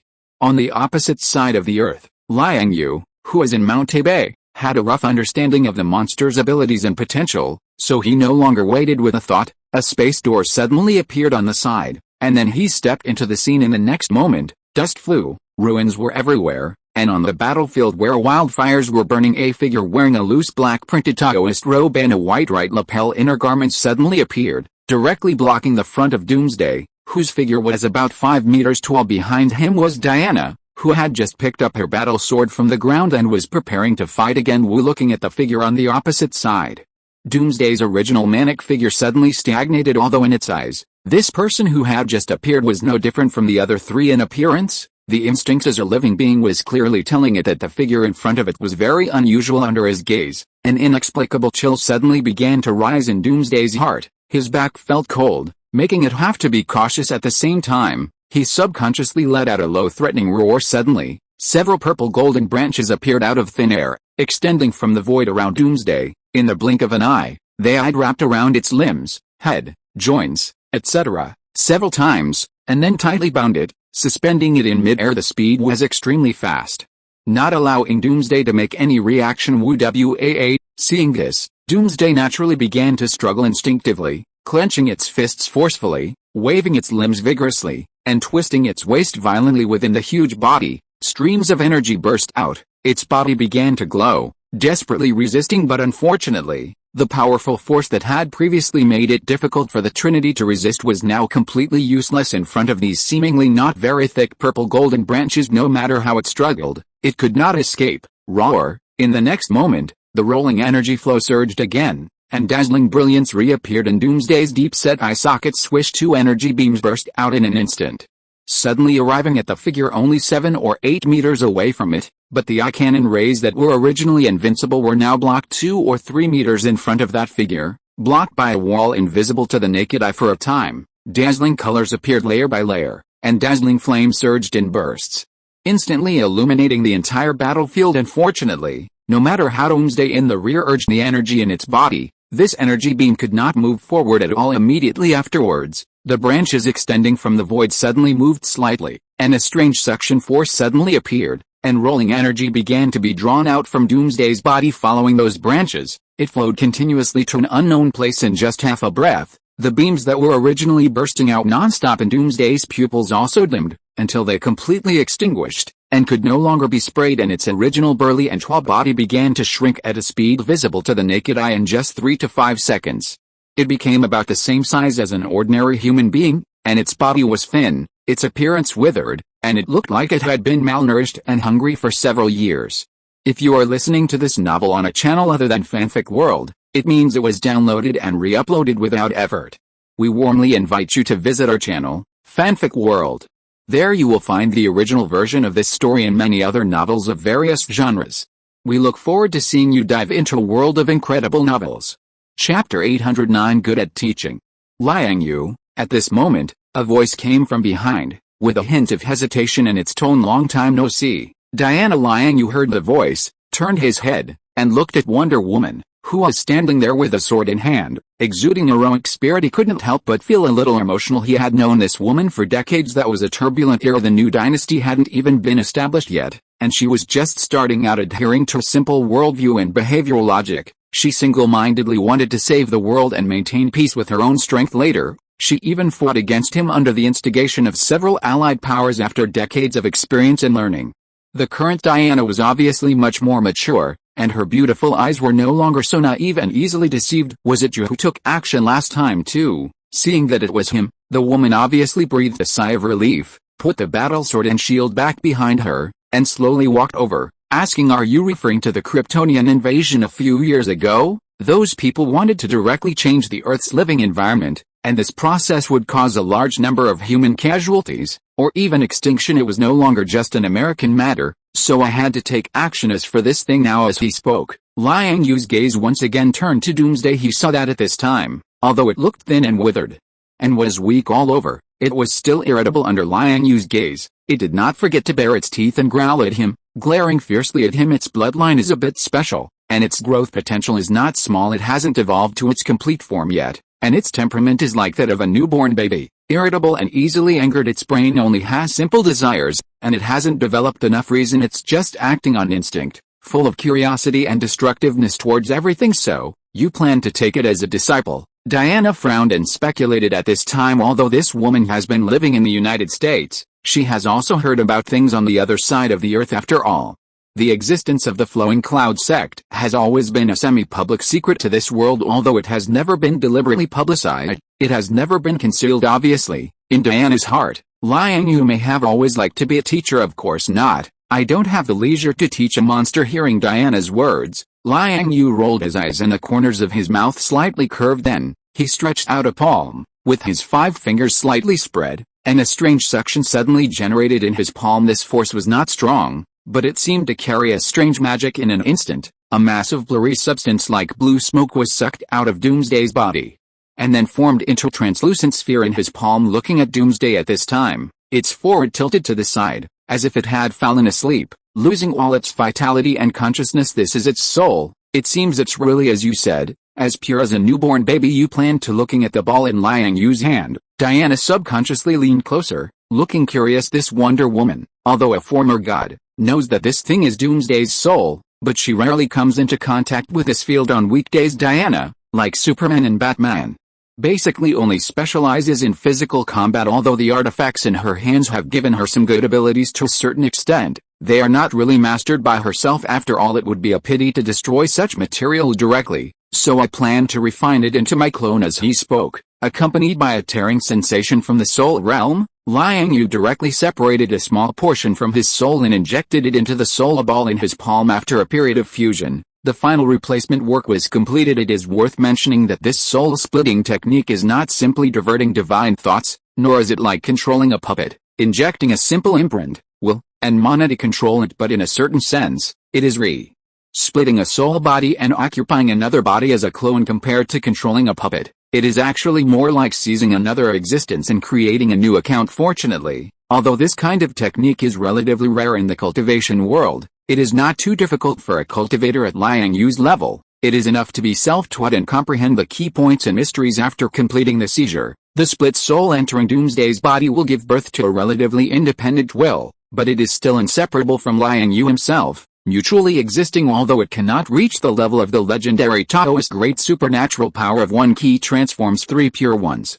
The principle should be similar afterwards, although Liang Yue's own main soul will inevitably appear to be weakened to a certain extent due to the division, as long as he meditates for a period of time or simply cultivate the soul realm for some time, and he will be able to recover. Compared to ki refining and body refining, soul realm exercises are undoubtedly more precious and rare. However, Liang Yue also gained a lot of inspiration from the path of talismans during his retreat and enlightenment in the past 10,000 years. After all, in the cultivation of talismans, the main foundation is the art of visualization and preservation, which is actually the practice of the monk's spirit and soul realm. In addition, soul combat skills such as Aishin Ryu taught to him by Professor Nestor, a former DC ancient god, and the It field obtained from the Eva world are also soul realm techniques that can consolidate and strengthen the monk's soul from another level.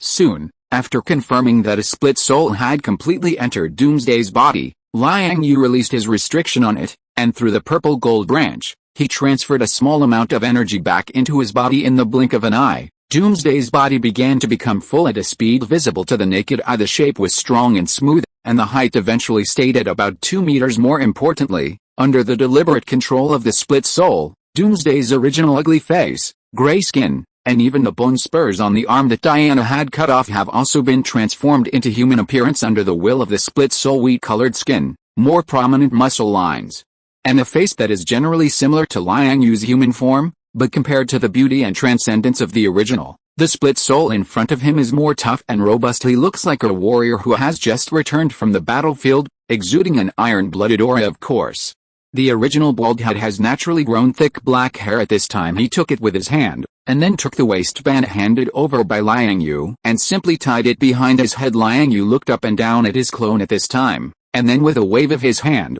he took a set of standard combat armor from Xiao Wu's laboratory. After putting it on, under the control of the clone, the silver-white retro-heavy cloak armor quickly turned into a gray appearance, which was more in line with the aesthetics of the East. Immediately afterwards, a dense mass of talismanic Dao text suddenly appeared around him. The fonts were simple and mysterious, glowing with a faint golden light. Then, these talismans were directly printed on the armor, individually presenting a dark golden color, constituting a protective method from the soul allure repair level, and appearing in harmony with the entire set of armor. If you don't look carefully, you would think it is a special dark pattern. The split soul is Liang Yue, but Liang Yue is not just the split soul, but it is undeniable that the main soul and the split soul are actually Liang Yue for his own existence. Someone here would naturally not be stingy with anything. Therefore, all the enlightenment, research, and accumulation of cultivation experience that Liang Yue has had in the past cultivation process have also been obtained by the split soul. Even in terms of temperament,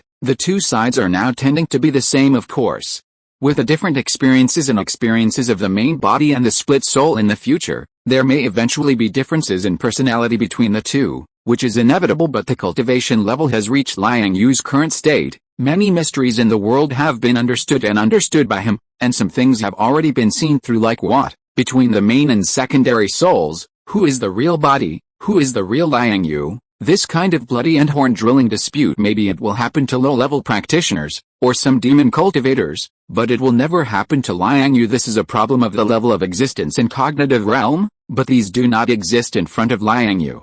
Chapter 811 Likes to be a teacher. Chapter 810 Bloodline Cage. Aren't you afraid it will backfire by doing this? Looking at the two Liang Yue in front of her, Wonder Woman frowned at this moment, with some complexity in her heart. Obviously, Liang Yue's way of dealing with Doomsday exceeded her prior expectations, and the practice of devouring a person's soul, occupying his body, and then replacing him, no matter how you look at it, is more inclined to the demonic path. This is obviously a bit too much for a goddess who upholds justice and integrity in her heart. Batman also walked over silently at this time, stood aside, looked at the new image transformed from Doomsday, held the grenade launcher in his hand silently, with a bit of vigilance in his eyes. Don't worry, we cultivators are different from you. Our own power does not come from bloodlines, or any ancestors, but is accumulated step by step by ourselves. What we pay attention to is the absolute control of power, as well as the cultivation of the state of mind. Bloodline power can be regarded as a kind of talent to me. It's good to have it, and it doesn't matter if you don't. If it was when you and I first met, the other party might still be able to influence me, but now, this thing's body is not enough to shake my state of mind. Liang Yue just smiled slightly when he saw this. However, he also understood Diana's worries. As an old god born on Earth, her power was basically fixed at the moment of birth. The basic conditions are very strong, much more brilliant than Liang Yue, who was just an ordinary high school student in the initial stage.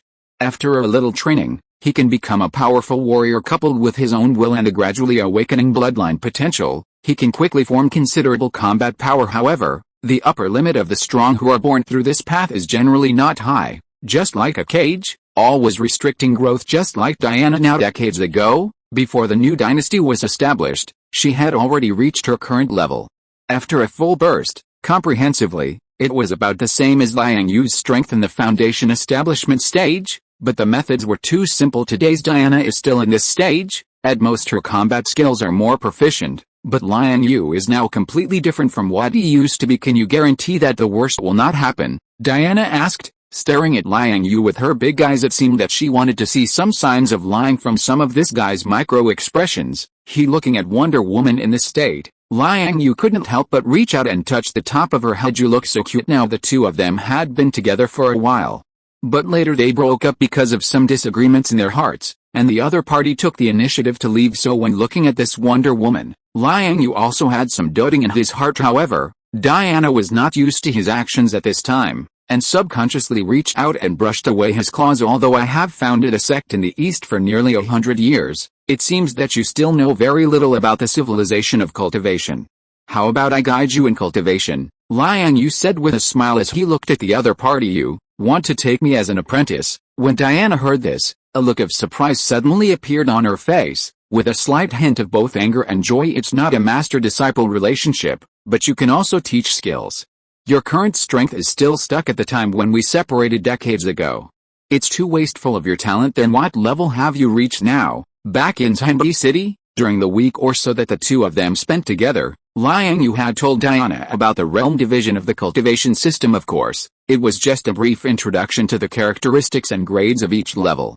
There was definitely no specific cultivation method. After all, Liang Yue was only in the golden core stage when he left, and at that time, Wonder Woman was not interested in this. But now it seems that her thinking seems to have changed. I'm about to become an immortal, and I can cross that level at any time if I want to. 38, 39, that's about the age, Batman replied uncertainly. When he heard this, in middle age, the profession of dark hero made him subconsciously unwilling to accept the reality that his body was already on the decline. So Batman has always avoided his age? Liang Yue didn't say anything when he saw this, and with a light flick of his finger, a drop of water vapor energy flew out and instantly merged into the other party's body. Immediately afterwards, Bruce Wayne's body ushered in a transformation. A drop of water vapor energy was obviously not enough to achieve the level of directly extending the life of Liang Yue's disciples by 1,000 years, but it could nourish the body, strengthen the muscles and bones, repair injuries, and make him younger by 12 years. I plan to practice here for a while. Let me take care of teaching Diana to cultivate at this time. After simply adjusting some of his own conditions, the clone raised his head and looked at the main body here. Liang Yue heard this, then looked at Diana next to him. Then I'll leave him to you for the time being. If you're worried, you can contact me, or go directly to China to find me. Saying that, Liang Yue turned his hand and took out two small martial arts clones. One was thrown to the clone, and the other was handed to Diana on the other side. Superman, who had disappeared for a moment, reappeared at this time, bringing his reporter girlfriend, who was holding a kryptonite shotgun, quickly to the battlefield under the illumination of the faint radiation emitted by the kryptonite gunhead. Superman at this time had a look of false sweat on his face, and the strength of his body had dropped significantly. In contrast, The clone here is still okay. First, there is the protection of the standard armor and the Taoist talisman. Furthermore, after being possessed by the clone, the flesh is no longer his only source of power, so although it is also under the irradiation of kryptonite, it is inevitably affected, but it is also within the acceptable range. I heard that you are undergoing a transformation in China. Looking at the little martial arts clone that had now turned into a bracelet and was quietly lying on her wrist, Diana subconsciously reached out and stroked it, and asked after years of research. I have created an energy converter that can draw energy from the void and convert it into the spiritual energy of heaven and earth to supply our cultivators' cultivation. I just didn't expect that the layout of this converter would indirectly promote the revival of spiritual energy. Now the revival of spiritual energy has become a major trend throughout China at the official level. We naturally need to prepare in advance. Saying that, Liang Yue suddenly frowned slightly, and then waved to her. I'm leaving first. There seems to be something going on at home. If you have anything you want to ask, you can get the answer from the clone here. As his voice fell, a space channel suddenly appeared beside him. Compared with the smoke-filled here, the opposite of the channel was a brilliant fairy scene. I saw that under the surrounding of a bamboo forest, a lake was reflecting the glistening waves. A group of pandas were sitting on the shore, sitting around a thick wooden table in a seemingly decent manner, grilled fish, drinking tea, eating fruit. Liang Yue stepped into it, and the passage behind him healed up. Chapter 811 The Panda and the Half-Dragon. Woo. After Liang Yue arrived at the bamboo forest by the lake, he naturally quickly received a warm welcome from a group of pandas serving tea and water, and sharing fish. Goes without saying several half-grown, round, and chubby little fellows even climbed onto his legs in a familiar manner, humming softly. However, his visit this time wasn't to play with this family of theirs reaching out to stroke the furry bodies of the little guys. He then moved his mind, and another space channel was opened, connecting to a dark and humid place in the embrace of darkness. A faint light was rippling in front, and the sound of rushing water could be faintly heard in his ears. This was his own heavenly sect ancestral ground. Located deep beneath the kindling mountains, it was actually the exclusive cemetery for the past heavenly sect patriarchs. There was also an underground river in front of the ancestral ground, which had dried up after the passage of time and changes in the terrain, but was later personally restored by Liang Yue, reconnecting the water veins and smoothing the river course. Now, the flow of water has been restored at this time. In the underground river in front of the small square of the heavenly sect ancestral ground, there was a half-dragon lying prone, more than 10 zang long, with horns growing on its forehead, its dark golden scales shimmering faintly in the dim light. It was the mountain guardian spirit beast. The azure-scaled serpent, which had been guarding the side since the previous generations of the heavenly sect previously. With Liang Yue's help, this big snake had successfully survived the heavenly tribulation and broken through species restrictions, transforming into a half-dragon body. Now, after decades of cultivation, its cultivation has naturally gone further underneath the originally round python body. There were now 7 or 8 round bulges, with faint outlines of claws and scaled arms emerging from under the thick skin. The 7 or 8 meter long dragon body, which had transformed from the old body after passing the heavenly tribulation, has now regrown into a stalwart body of more than 10 zang. The half-dragon was not polite when he saw this, and swallowed it in one gulp. Liang Yue smiled, picked up the tea in front of him, took a sip, and then said, "The reason I summoned you here today is not to reminisce about the old days or to play, but to pass on the method of cultivation to you. Previously, my foundation was still shallow, and my own cultivation was not enough to guide you spiritual creatures on your path. So in addition to giving you some books written by predecessors, more still depends on your own exploration, but now my cultivation has finally improved a bit, and I have a new understanding of the derivative laws of everything in this world. I can pass on to you a path of cultivation that directly points to the immortal Dao. Considering that you have not had an easy life for many years, and that you have a deep connection with my heavenly sect, I will now bestow a method for you to cultivate, and you must guard against arrogance and impetuosity in the future, and cherish it well." As he spoke, under the gaze of the surrounding pandas and the half-dragon golden scales, Liang Yue stretched out a palm, and a ball of light with a purple golden color suddenly appeared in the palm of his hand. Upon closer inspection, the surface of the light sphere was dotted with stars. Like stars, flickering endlessly. Each flickering light spot is actually a talisman Dao text, which contains mysterious knowledge and theory. This is a kind of nearly materialized information ball, which is essentially a manifestation of the form of telepathic message transmission at Liang Yue's current level of cultivation, summarizing his own cultivation experience and cultivation system, and passing it on to others, naturally no longer needs to be as troublesome as passing it on by word of mouth. Reach out, everyone touch it. Looking at the circle of bears and dragons around him, Liang Yue said immediately afterwards, a bear paw and a snake tail couldn't wait to stretch over. A moment later, as the huge amount of information on the light sphere was transmitted, the beasts in front of him suddenly either lay down or prostrated on the ground, their eyes tightly closed, holding their heads and rolling around, digesting the information in their minds from their mouths. They would occasionally let out a burst of humming sounds. Obviously, the process of receiving this information was not pleasant. The content inside this light sphere is exactly the path of talismans that Liang Yue studied during his previous 10,000 years of closed-door cultivation. The main method of cultivation of this path of talismans follows the path of visualization and preservation, and the main field of cultivation is the soul of living beings, which does not involve the cultivator's body, meridians, acupoints, and other fields in the early stage. Therefore, the universality is naturally better, even if it is an alien life form like pandas and half-dragons. As long as the cultivation method is proper, it can be perfectly integrated into this system. Previously, Liang Yue did not have any exercises suitable for these kinds of demon cultivators to use. Therefore, the goblins and aliens like pandas and half-dragons either followed Alwyn and the others to practice magic meditation, or relied on their own biological instincts to explore higher levels on their own. Self-cultivation, without a law to rely on, is naturally inefficient, and a slight carelessness will lead to eternal doom. And the path of magic cultivation is, after all, the path of evolution created by human mages, and the adaptability to these alien life forms is not strong, and it can only provide a general direction for the panda clan within this heavenly sect. Now the emergence of this path of talismans has solved this problem very well. Of course, with the landing of the mortal great world, this cultivation world where all races cultivate and flourish,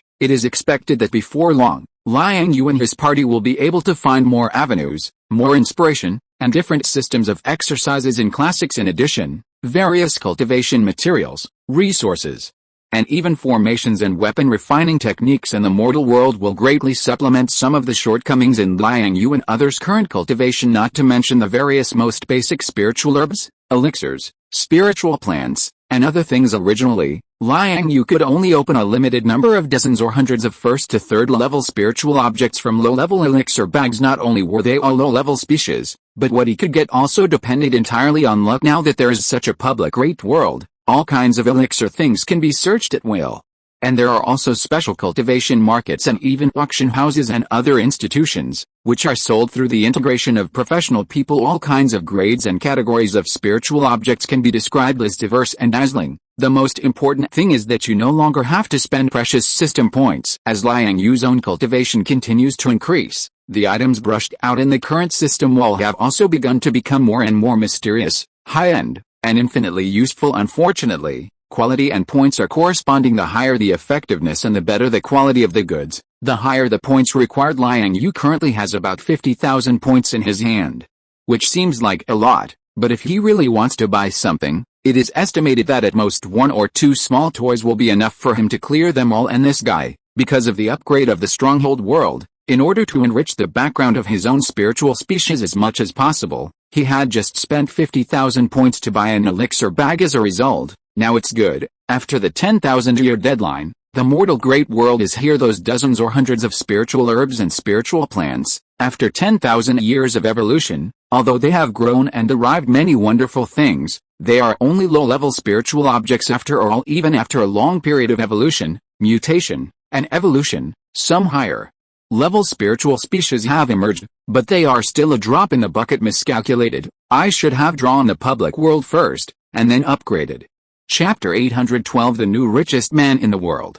Fortunately, the path of talismans that Liang Yue passed on to the half-jiao and the pandas was not a complete, detailed, millennia-spanning research report, but a cultivation system that he had specifically streamlined and summarized. However, even though it wasn't complete, it was still several levels stronger than the system deduced by the Xia country cultivators in the base world for the mountain protecting divine beasts who are currently only at the foundation establishment stage or even the key refining realm. It was clearly already sufficient. After about half a day, the Jiao and bears gradually awakened, overjoyed to possess a systematic cultivation inheritance, howling, rolling around, and gesticulating wildly. Seeing this, Liang Yue waited for them to calm down, gave them some instructions, and then left the DC world. Actually, This wasn't surprising since the launch of Liang Yue's gene therapy technology in the country. Many people's previously followed lifestyles had begun to undergo subtle changes. A more obvious example was Meng Xianyu, whose dietary habits, originally quite restrained to ensure health and figure,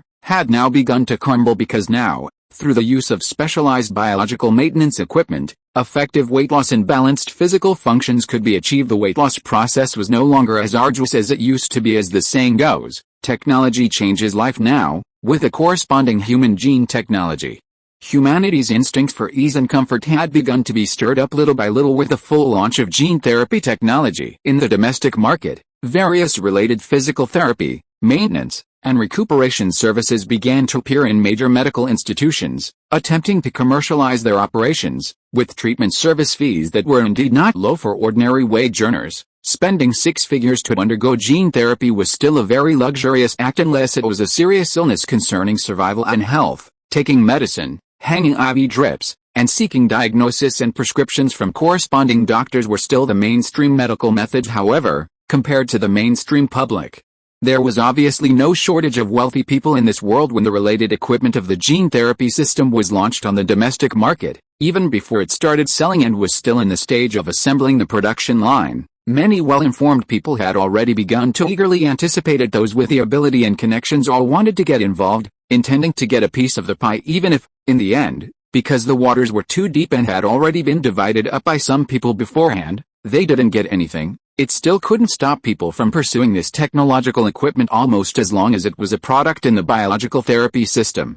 It would immediately be purchased by merchants or individuals as soon as it was launched and rolled out of the production plant in the real world. Starting from when Liang Yue decided to invest in the country and Liu Yaoji helped to take overall charge of affairs in just less than 2 years, various products in the gene therapy technology system had fully blossomed and completely opened up the situation in order to respond to the call of the higher-ups, while cracking down on the stubborn forces of the original pharmaceutical industry, and creating as many new jobs as possible.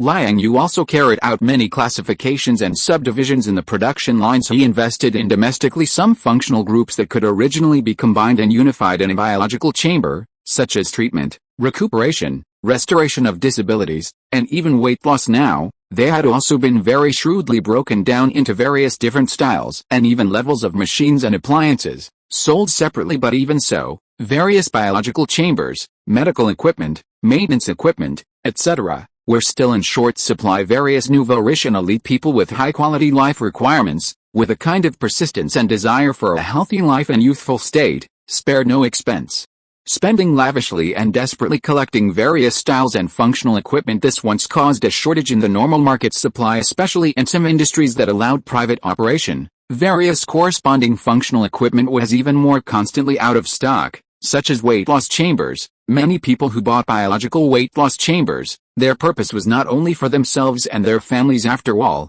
not everyone was Tony Stark, with a serious obsession with cleanliness, vowing not to stay in the same pit with others. With a weight loss chamber in hand, a considerable number of people would choose to share this joy of health with others, and then appropriately charge a portion of the machine maintenance costs over time. Some small-scale weight loss, maintenance, and fitness centers focusing on biotechnology were born. The current Meng Xianyu as a beneficiary of this new industry. In fact, the reason why there was such a situation in the market where various functional equipment, biological chambers, etc., were in short supply was not because of insufficient production capacity. If the production line was not enough, it could be expanded. Just add a few more lines, which was not a problem for Liang Yue and Xiao Wu at all. But the problem was that the needs of the country, and even the entire world, didn't seem to be pursuing one machine per person, so as to achieve the lofty goal of keeping pain and disease away from all mankind. To put it simply, that was just a grand direction, which required us to keep striving towards it unremittingly, but it was not to be realized at this stage. Even though Liang Yue had this ability, the wishes from all sides did not allow him to do so at this stage. Artificially limiting the number of various equipment and biological chambers landed on the production line, and maintaining the high-end and high price of these machines, trying to buy some time and space for traditional medicine and backward medicine to survive, was what the senior officials of various countries had to consider. Fortunately for Liang Yue and all parties involved in his entire industrial chain, selling various gene therapy machines was very profitable. But in the long run, providing various therapeutic liquids, weight loss liquids, treatment liquids, and other medicinal liquids and services was a long-term business. Yo, our new world's richest man, finally finished being busy. Glancing at Liang Yue's slowly approaching figure, Meng Xiaoyu raised her head as if aware, looking at him with a slightly teasing tone. Okay, Liang Yue had only recently learned of the title of the new world's richest man. Before that, he had just finished cleaning up the Doomsday event in the DC world, and was chatting with Diana and others when Betty, who returned to reality regularly to gather information, told him the news. Then, someone only knew that he, a young man who had just graduated from high school for 2 years in the eyes of outsiders, had become the new world's richest man in a muddle-headed way. Moreover, it was a selection conducted by the world's authoritative institutions, and various publicly disclosed industrial, property rights, shared data, etc., were all justified and listed one by one. Among them, Liang Yue's main assets came from gene therapy technology and the many branch industries derived from this system as an emerging development related to human health and the future.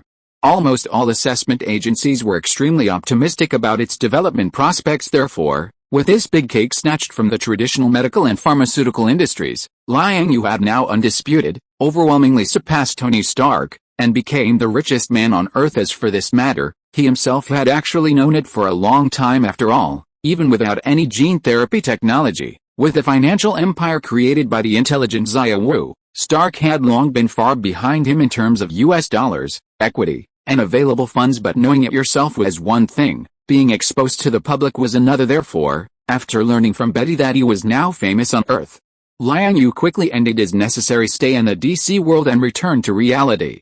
Chapter 813. Out of nothing. If you eat like that, aren't you afraid of turning into a little fatty? As she spoke, Liang Yue directly sat down across from Meng Xiaoyu, with a hint of annoyance in her tone. However, her anger wasn't directed at Meng Xiaoyu. Rather, it was aimed at those who had selectively listed the industries under his name, then blatantly propped him up to a high position, as well as the forces behind them. Speaking of which, although Liang Yue hadn't been carefully managing things in recent years, and had somewhat adopted a laissez-faire attitude since acquiring the manor before him, but when it came to his true assets, they were definitely more than just those related to gene therapy technology. Putting aside the miscellaneous shares and property rights invested in by the AI Xiao from the financial market, the other two important assets were related to virtual technology and space shuttles. Even though the relevant plans and production bases for these two projects in the country were just getting started and weren't well known, even if one only counted the few finished spaceships that Liang Yue had lent out, and the batch of technical data he had brought back from Xander, his wealth would have to be multiplied several times over, to say the least. Although the ordinary public didn't know much about this, Liang Yue had never deliberately concealed anything. It could be said that as long as the top leaders of any country on Earth who had some ambition, or even just some well-informed people, did a little research, they could basically find out how this so-called world-class authoritative organization's selection only commented on his gene therapy-related industries, but deliberately ignored the technological accumulation in virtual technology and aerospace technology. It was obvious that they were deliberately praising him, but didn't intend to praise him too high. Needless to say, based on Liang Yue's understanding of those people, this series of actions in the public opinion field would definitely have follow-up measures. It seemed that, faced with the huge benefits derived from gene therapy technology, those people couldn't hold back. After all, the demise of that capital family before hadn't taught them much of a lesson. It had only been less than 2 years, and with the increasing prosperity of the domestic and international gene therapy-related markets, the little flames in their hearts had uncontrollably started to rise again. What brings you here this time? After chatting with the young lady across from him for a few polite words, Liang Yue changed the subject and asked about the purpose of her visit today as a messenger between him and the country. In a sense, Meng Xiaoyu could now be considered to be in a high position of authority, and Liu was previously responsible for this role, but later, due to her responsibilities for the National Division of Labor and leadership of gene therapy technology, she was too busy to get away, and now this job had been taken over by Meng Xiaoyu. Therefore, for her to personally come to his door, there must be something that needed Liang Yue to personally review. It's nothing big, mainly just to report to you on the industrial layout and progress of virtual technology and aerospace technology in the country, but the specific details Xiao also has records of everything, so there's really no need for me to repeat it. Hearing this, Meng Xiaoyu quickly picked up the napkin next to her to wipe her mouth, and after taking a sip of spiritual tea, she continued. The country is preparing to specially formulate some preferential policies for various impoverished people, demobilized military families, and special groups, etc., to grant special treatment and recuperation. Of course, the expenses for this part of the population will also go through the normal process, following medical insurance and related policies, and strictly according to market prices. However, as the owner of this series of gene therapy technology industries, shouldn't you, the big local tyrant, also come up with some corresponding charitable measures? 10,000 places, every year, dedicated to providing free assistance to those in need who suffer from disabilities and serious illnesses, prioritizing the treatment of children, as well as the strong labor force in families. After hearing this woman's words, Liang Yue didn't hesitate and immediately gave his reply. 10,000 free treatment places per year is already very generous, but how do you plan to allocate and select these places? Hearing this, Meng Xiao's face immediately showed a sweet smile, but she quickly restrained herself, and then asked about the implementation of the policy regarding the selection of free medical places. Let Liu Yao's team worry about it, and Xiao will be responsible for supervising it. My opinion is a charitable medical institution can be established separately, dedicated to implementing this policy. Establishing a separate medical institution shouldn't be a big problem. Do you have any suggestions for the location? Find a less developed area with convenient transportation. It's best to find a township area, where the journey and living costs are lower. Don't flock to big cities again. Okay, I will be responsible for conveying your requirements. As she spoke, Meng Xiaoyu recorded Liang Yu's opinion through the Xiao avatar on her wrist, and after slightly sorting and checking it several times, she raised her head and looked at him and continued. The second thing is that the country hopes that you can use the capital and technology you have in your hands to invest in some industries in the country. How about it? Are you interested? Speaking of investing back home, I'm indeed very interested in this. Hearing this, Liang Yue subconsciously touched his chin, thoughtfully. Oh? So you already have plans in this regard? Where do you want to show off your skills? Hearing this, Meng Xiao blinked her eyes curiously and asked, I plan to contract a desert in the country, to farm and raise cattle. Are you sure? What's so strange about that? It's not strange, just a little surprised.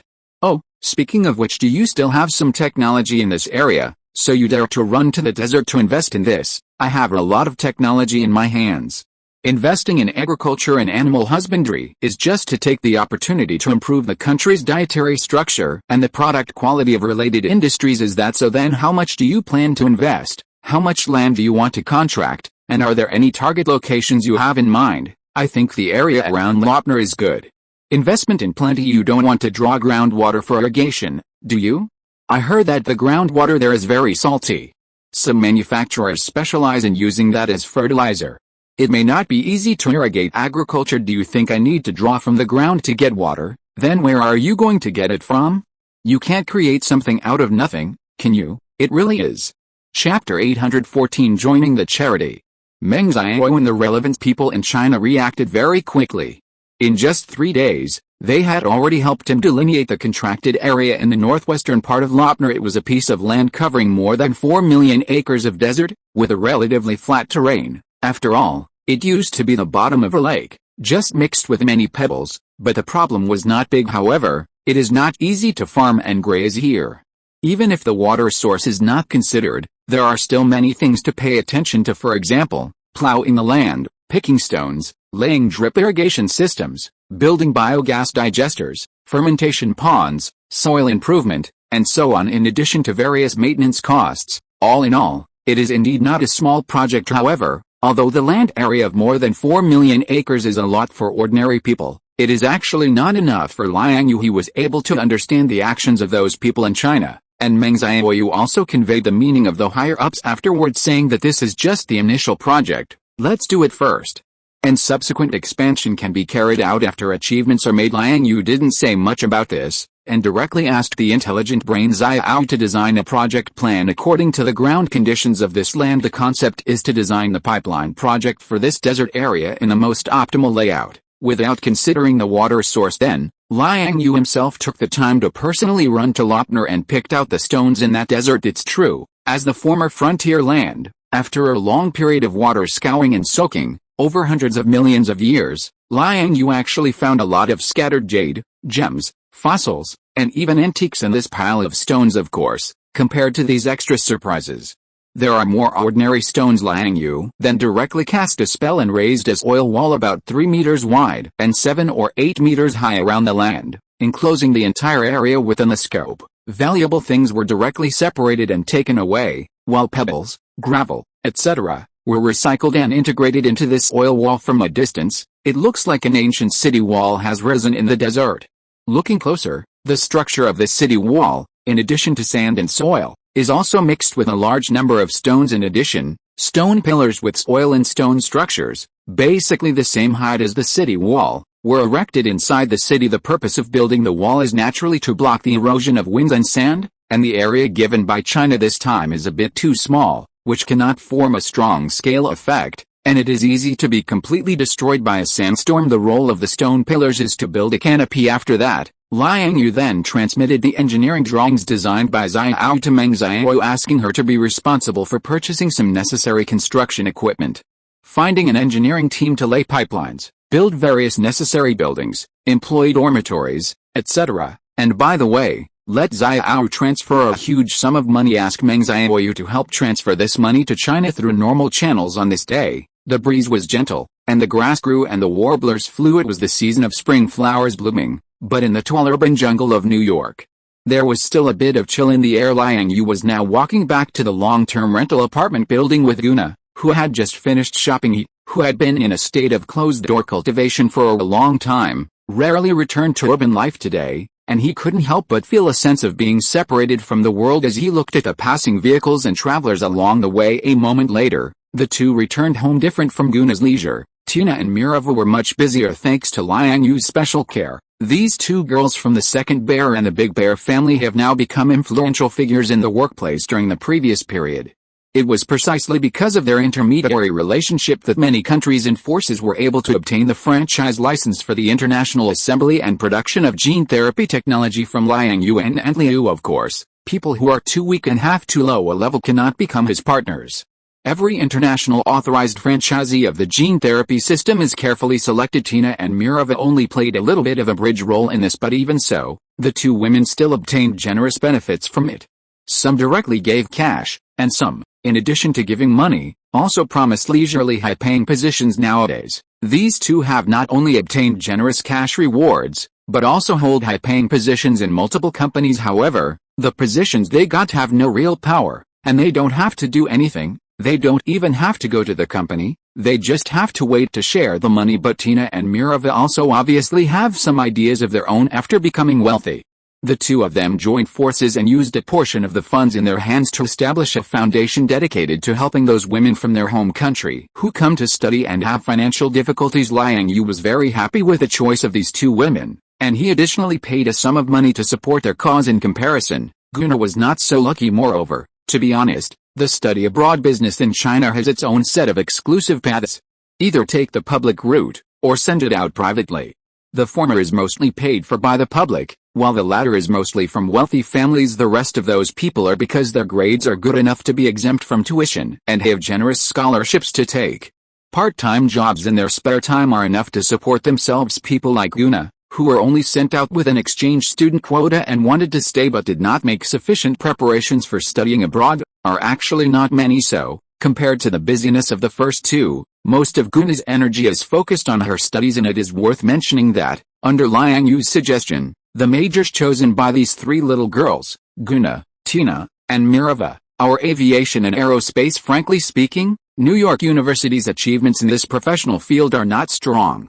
Whether it is from the faculty conditions or scientific research hardware, it is far behind those traditional strong schools. However, there is no absolute in the world. Conditions are created by people. With Liang Yue here, are you still afraid of not having a reliable scientific research environment? Huh? Are you doing research recently? Arriving at the apartment, Guna naturally followed her into her room afterwards. Liang Yue found some experimental instruments, handicrafts, telescopes, and starry sky photos in the adjacent study room. Isn't it you who asked me to choose this major? Those are just part of the coursework. Hearing Liang Yue's words, Guna, who was bending over to pack things, immediately turned her head and rolled her eyes at him. The aerospace industry in China is developing very well now, and some layouts have already begun. Relatively speaking, your school seems to be a bit behind in this regard. Do you have any internal news? It is indeed internal news.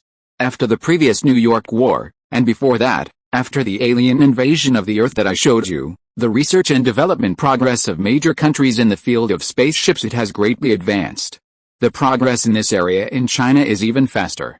In at most 1 or 2 years, some primary spaceships will probably be able to go to the sky. So, your suggestion to me is to put more effort into shipbuilding. On the contrary, you don't have to worry about shipbuilding.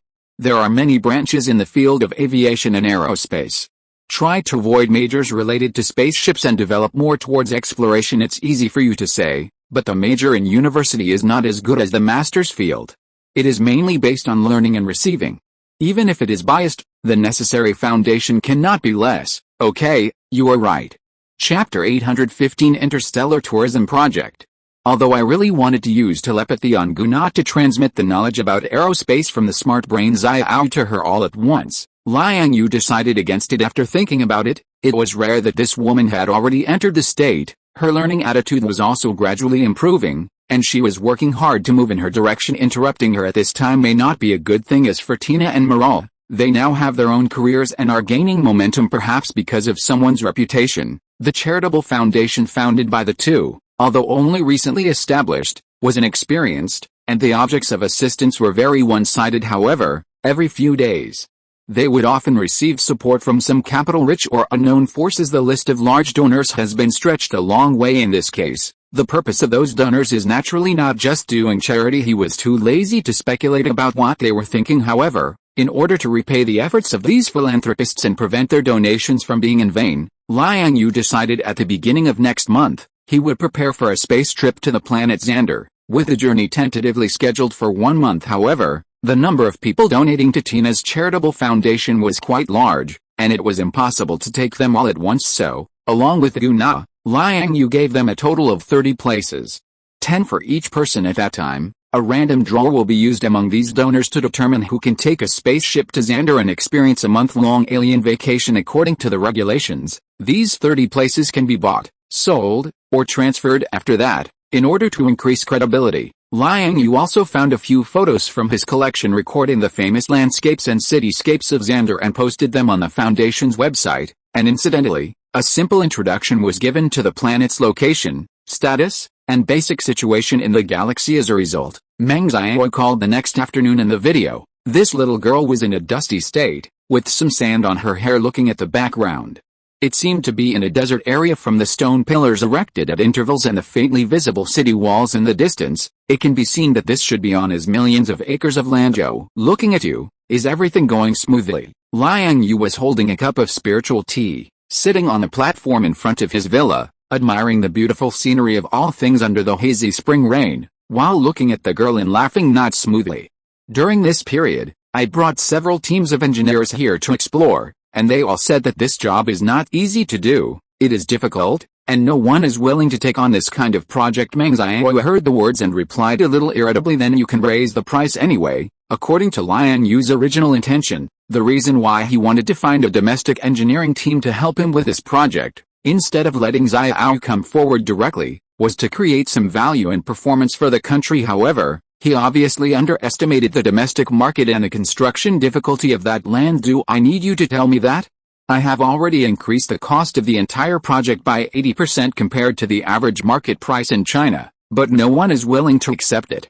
I have asked professionals. They said that unless it is a large-scale infrastructure project led by the state, which can get additional subsidies, no one is willing to come to this ghostly place. After all, he is a supernatural person, and he definitely cannot be judged by common sense. If this guy really has any means to create a large amount of water out of thin air from this desert, then the subsequent various engineering plans will probably be implemented soon. Otherwise, relying solely on Liang Yue's financial resources and conventional technical means, it may be possible to create a fertile land of abundance in this desert, but it is ultimately going against the sky. The cost is high, and if it cannot take advantage of the situation, the country will not do such a thankless thing. Putting down the teacup in his hand gently, the next moment, a space channel suddenly appeared, and the opposite side of the channel was naturally the millions of acres of desert land that he had enclosed with stone walls. The entrance of the passage appeared next to Meng Xiao, and Liang Yue stepped into it and looked around. I saw that although this land was still empty and desolate, and no engineering team dared to take on the project here, there were quite a few people who came to inspect and visit. After all, Being able to build city walls around the entire area in one day is a miracle in the eyes of ordinary people according to this logic. It seems reasonable that Liang Yue can find enough water next. In addition, although no engineering team dares to accept the project here, it actually only refers to the laborious and unrewarding work of plowing the soil and laying pipelines in the desert. The construction of various prefabricated houses, employee dormitories, etc., is not included as long as the planning is done in advance, and the required engineering components are made. It is nothing more than a little trouble in the transportation process, but as long as you can afford the freight, it is still acceptable. Liang Yue obviously does not lack this money. So the small city is still very lively. Some workers in military uniforms are shouting slogans and busy assembling various buildings on one side of the city wall. Are you planning to connect the ocean with the space channel and draw water from there? Looking at the space channel gradually disappearing behind someone, Meng Xiao asked curiously. At this time this was not the first time she had seen Liang Yue use this kind of magic, and according to normal logic, she could naturally think of this method. How can seawater be used to irrigate the soil? Liang Yue heard the words and looked at the girl and laughed. Seawater can also be used after evaporation or filtration, and Yuan Lao's seawater rice has already been successfully tested. So, you want me to just throw a seed to Lopner? Many people think so. No need. After speaking, Liang Yue ignored the girl, and with a thought, a large space gate suddenly appeared at this moment. The opposite side of the gate was connected to a vast area with beautiful mountains, clear waters, and abundant spiritual energy. To be precise, that is the base world, the experimental base of the smart brain Xiao. The next moment, a team of 300 simulated robots began to walk out of the opposite side of the space gate in an orderly queue, followed by special engineering vehicles, mechanical equipment, and a large number of building materials and pipelines. A slender, intellectual beauty robot, holding a strange tower-shaped equipment in her hand, looked around with red light flashing in her eyes, and then quickly ran to the center of the entire small town at a non-human speed. Then, she gently threw the small tower in her hand into the air. Immediately afterwards, the silver tower suspended in the air more than 100 meters high, turned a few circles in place, and sprinkled thousands of green projection lines. The lines intertwined and combined to form a panoramic engineering image covering the entire small town. Seeing this, Liang Yue raised one foot and then tapped it gently on the ground. The next moment, a half-meter high wave of earth ripples instantly spread out and quickly and evenly spread to the entire small town at a speed visible to the naked eye. All the hardened and dry soil in this range was shaken apart, so the soil tilling was completed. What is more strange is that in this process, the rolling soil waves did not stir up much dust, and even the dust stirred up by a strong wind in the desert was not as strong. Immediately afterwards, groups of simulated robots began to operate the equipment and various building materials in their hands under unified command, and started construction step by step. If you are listening to this novel on a channel other than Fanfic World, it means it was downloaded and re-uploaded without effort. We warmly invite you to visit our channel, Fanfic World. There you will find the original version of this story and many other novels of various genres. We look forward to seeing you dive into a world of incredible novels. Chapter 816, Grazing River Forest. Looking at the group of robots in front of him, each performing their duties and cooperating tacitly, quickly operating the engineering machinery under them and working in an orderly manner not far away, a group of experts and engineering masters who came to inspect couldn't help but stare blankly. After regaining their senses, they all began to observe the operation of the robots with surprise and enthusiasm, discussing it eagerly with each other. Several more active minds glanced at Liang Yue a few times and then began to carefully film from the side with their mobile phones. However, this is not the end. To start construction and implement projects on a vast and uninhabited desert, the biggest obstacles, in addition to the limitations of the natural environment, are the lack of various modern infrastructure, things like electricity, internet, roads, tap water, etc., which are common facilities in human settlements, our luxury in this barren land. Because of this, in the absence of large-scale national infrastructure construction, the previous rounds of engineering teams and inspection groups did not dare to take on Liang Yue's project. Rise. At this moment, Liang Yue gently raised his palm, and in the center of the small city opposite him, a 20-meter-high, 5-meter square stone antique lamp tower rose up. The lamp tower was gray and airy on all sides, like a street lamp stand in an ancient Chinese palace, with octagonal eaves on top. Elegant and beautiful. The next moment, a medium-sized nuclear fusion reactor was placed inside it by him, and bright blue energy rotated and sparkled in the reactor. Several cables extended from the reactor, and soon, under the operation of the female robot not far away, Various types of power distribution equipment were installed, and Liang Yue, on his side, once again used his abilities to raise tens of thousands of stone cisterns in various parts of the small city according to Xiao Wu's planning drawings. Then, thousands of clones carried water buckets and began to pour infinite water sources into each cistern. While Liang Yu's main body appeared on a mountain outside the small city, in the next moment the wasteland that the relevant departments had allocated to him was located in the northwest of Lopner, not far from the remaining mountains. After arriving at the top of the mountain, Liang Yue looked around, then cut off a valley near the mountainside, and after fixing and hardening it, he poured dozens of buckets of infinite water from the hillside. In an instant, a large amount of water began to flow down the slope, pouring into the low-lying areas of the valley. After doing all this, Liang Yue still straightened out the river channel on the way back to the small city, and he casually sprinkled a few handfuls of tree seeds along the bank, and used wood's spiritual power to promote growth, and in just a few breaths, a forest composed of drought-resistant and cold-resistant plants appeared on both sides and at the intersection of several rivers spanning several miles, lush and full of vitality. About 2 hours later, the lake on the mountainside was finally filled, and streams of clear lake water began to roll with sediment and pour down from the mountain pass. The water flow was turbulent and continuous.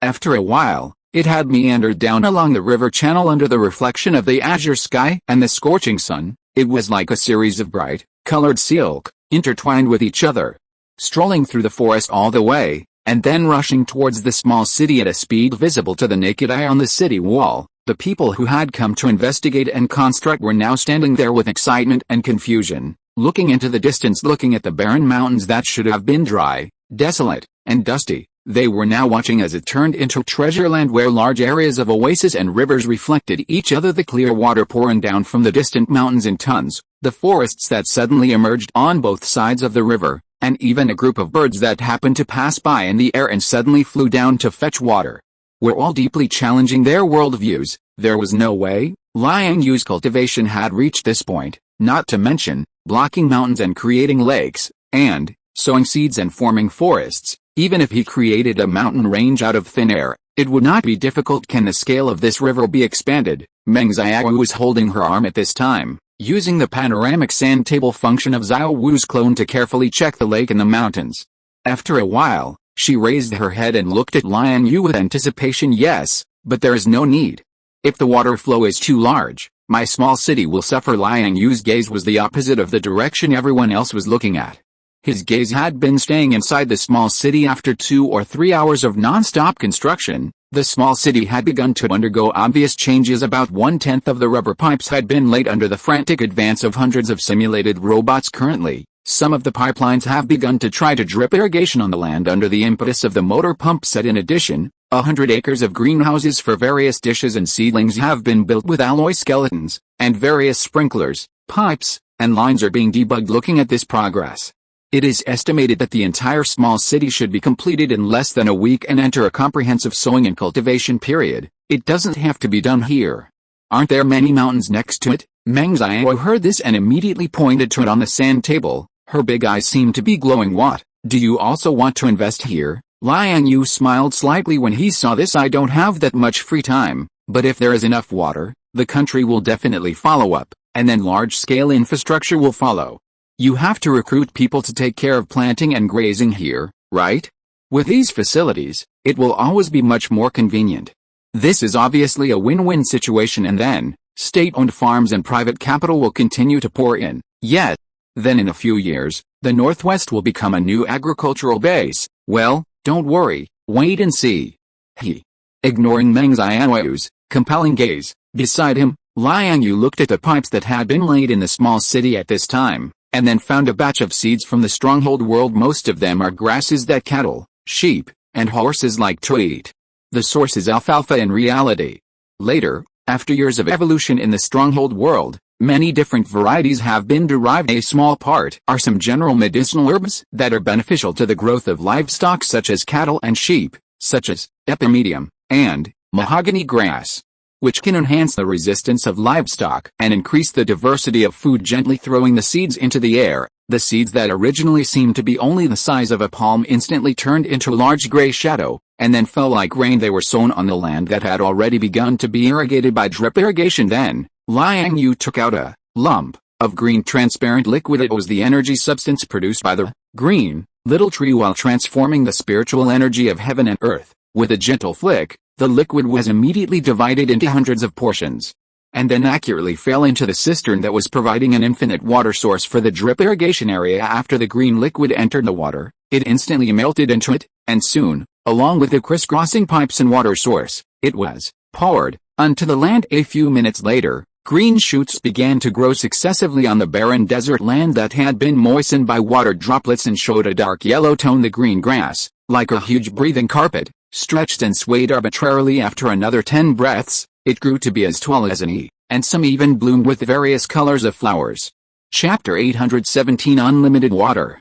I heard that you are planning a trip to Xander recently. Looking at the distant scene of lush grass and the gradual emergence of an oasis, Meng Xiao gradually came back to her senses after a long while, checked the little Wu clone on her wrist, and confirmed that this scene had been recorded. Then, she took a few deep breaths, suppressed the inexplicable surging emotions in her heart, and turned her head to ask, well, I'm preparing to give back to those charitable donors, and also take a look at how my little shop on Xander is doing. These were all written on the official website, so Liang Yue naturally didn't need to hide anything. You're so openly writing about extraterrestrial civilizations on the internet.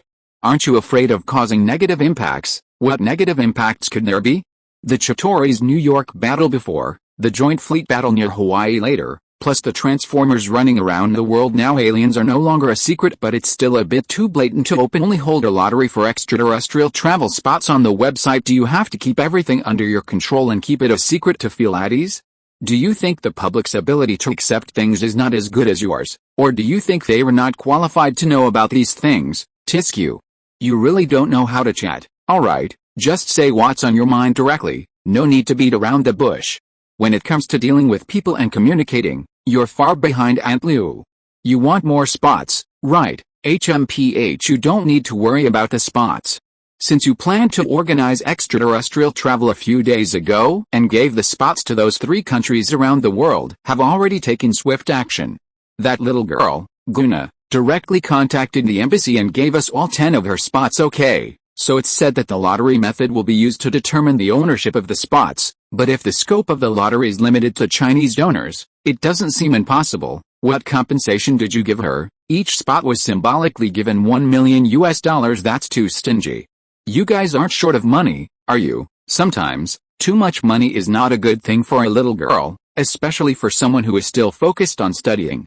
This is the conclusion reached by our expert group after research and discussion. Therefore, the higher-ups have put most of this favor on taking care of the little girl's family. The purpose of the higher-ups this time is to establish a base on Xander, not a high-level one, just enough to accommodate 3 to 5 people. Obtaining Xander's permits isn't too difficult, but the housing prices on that planet aren't low. Are you planning to? You don't need to worry about this. When I came back last time, I also brought a price list of metals from there. I found that the value of gold is still okay on Xander, so they plan to bring 10 tons of gold this time. According to the previous prices, they should be able to buy a fixed property far from the city center. However, if you add up the usual expenses and the necessary costs for research, that gold will definitely not be enough, so further assistance may be needed from you later. 10 million star credits. This is my contribution to the establishment of a base for my motherland on an alien civilization. Thank you very much. Don't think that 10 million star credits is a small amount. Xander's currency is a common credit currency throughout the galaxy. According to the data, the star credit has undergone multiple rounds of reforms and adjustments in its long-term development. The amount of issuance itself is strictly corresponding to the value of the entire national system. Far from the unbridled and indiscriminate situation on Earth, it is even recognized in interstellar transactions in some extragalactic galaxies. Moreover, thanks to the prosperity and strength of the Xander civilization, the credibility is also guaranteed with this sum of money. The group of people sent by the country to be stationed on Xander can already do a lot of things. In fact, gold, as a precious metal, is not abundant in the entire universe. But in terms of actual value, the Xander credits that 10 tons of gold can be exchanged for are still far from the million mark. Meng Xiaoyu had been there twice with Liang Yue, and she was relatively clear about this. At around 8 o'clock in the evening, most of the people who had just finished a large bonfire party had returned to the newly built employee dormitory holding meetings, resting, and conveying what they saw and heard today to all parties. The tall stone pillars that originally stood every distance were now transformed into street lamps by a group of simulation robots, and the lighting was still acceptable. It's not brightly lit, but compared to the large expanse of dark desert outside the city for thousands of miles, the small town is definitely a paradise. Liang Yue was standing on the city wall, overlooking the flowing water below, and was a little lost in thought for a while. The glistening waves were reflecting each other with a galaxy above the sky, and under the backdrop of the surrounding desert for thousands of miles, it was like a lively flowing gem. After most of the day of fermentation, the forest on the bank of the river had now become a paradise for many small animals: lizards, scorpions, wild rabbits, foxes, snakes, gray wolves, eagles, etc., gathered one after another at nightfall, when the sun was about to set below the horizon. Even a group of a dozen wild camels walked over, smelling the water vapor. However, this group of large animals was obviously smarter.